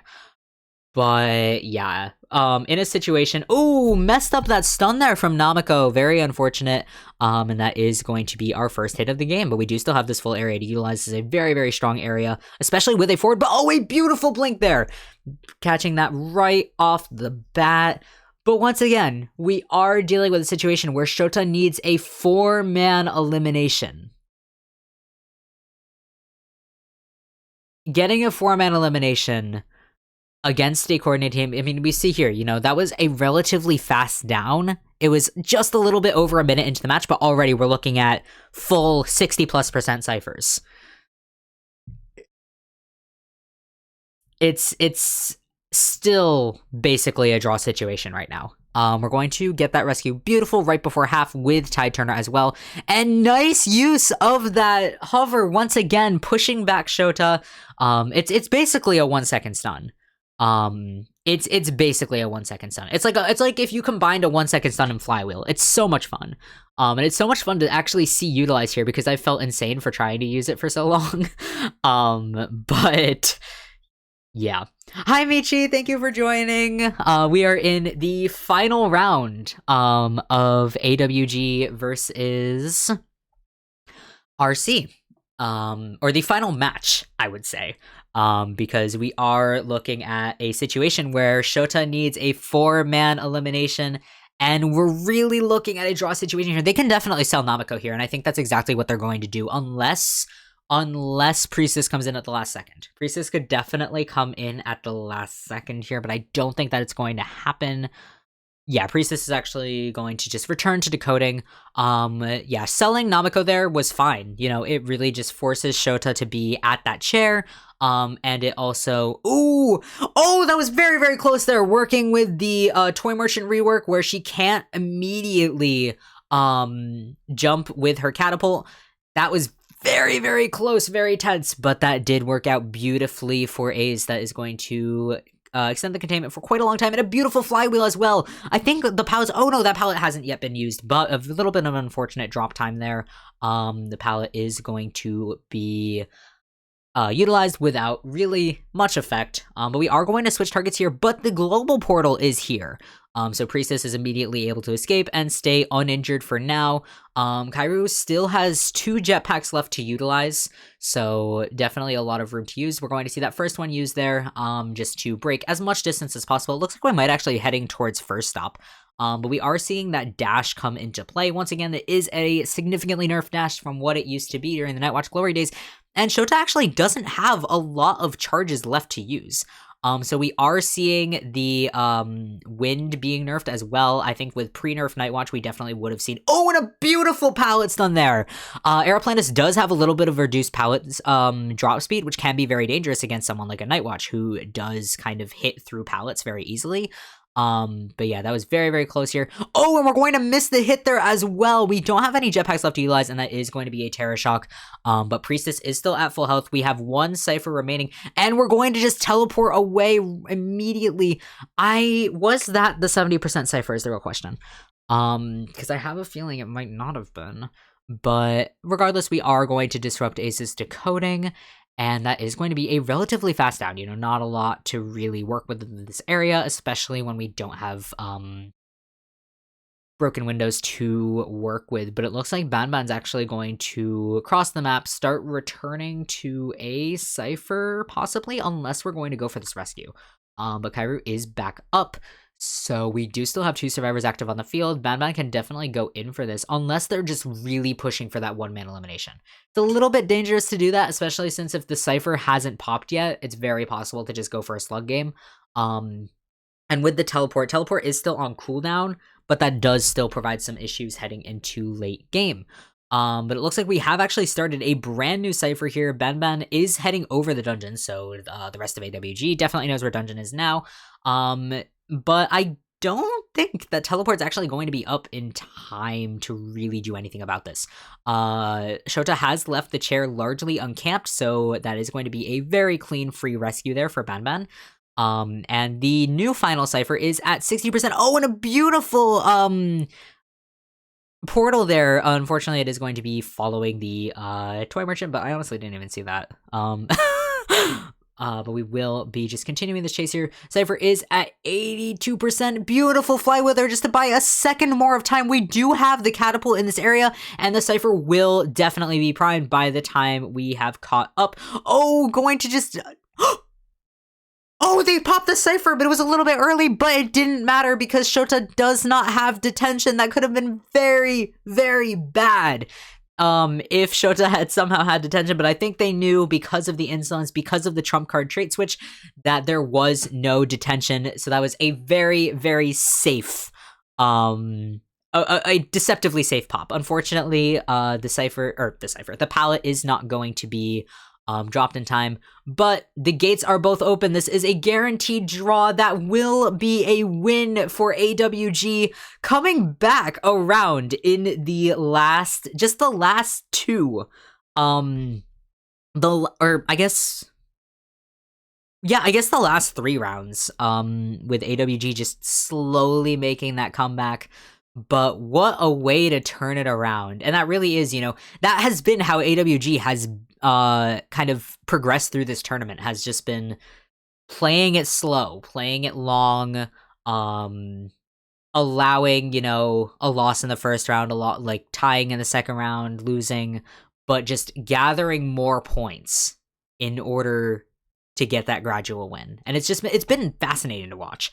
I'm very much a Dark Horse team. Though they did have, I think Kairu used to be on RC, if I'm not mistaken. I might be wrong about that. But they're very close with RC. So going up against each other in the first round Even if Akka's not here, it's a little, which is unfortunate again. I do wonder if this would have gone differently if Akka had been hunting. Akka is one of the best hunters, in IJL, in Japan overall. Really up there with Alf in terms of like the top hunters on the scene.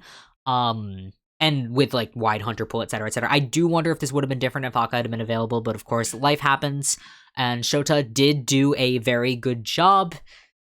It's just AWG has some of the best survivors in the tournament. But that is going to be it for these matches. I will see you guys in about an hour and 15 minutes. I am going to stream the second half of last night / this morning's matches.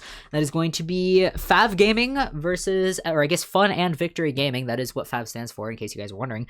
Fav Gaming versus Fennel. So another set of very, very fun matches. But I am going to take a break so that I don't die. And so that you guys aren't as sick of me as you would be otherwise. But thank you guys for coming to this. I will be uploading it onto YouTube in case for some reason, I don't know, you want to rewatch it, you got here late and missed the beginning. Either way, it will be up on YouTube, as well as, I'm trying to get better about that, uploading things onto YouTube, just for, you know, posterity. But yeah, thank you guys for coming. Hopefully I'll see at least some of you later if you're busy. Again, totally understandable. But yeah, I will see you later. Thank you for coming to this, and that's it for now.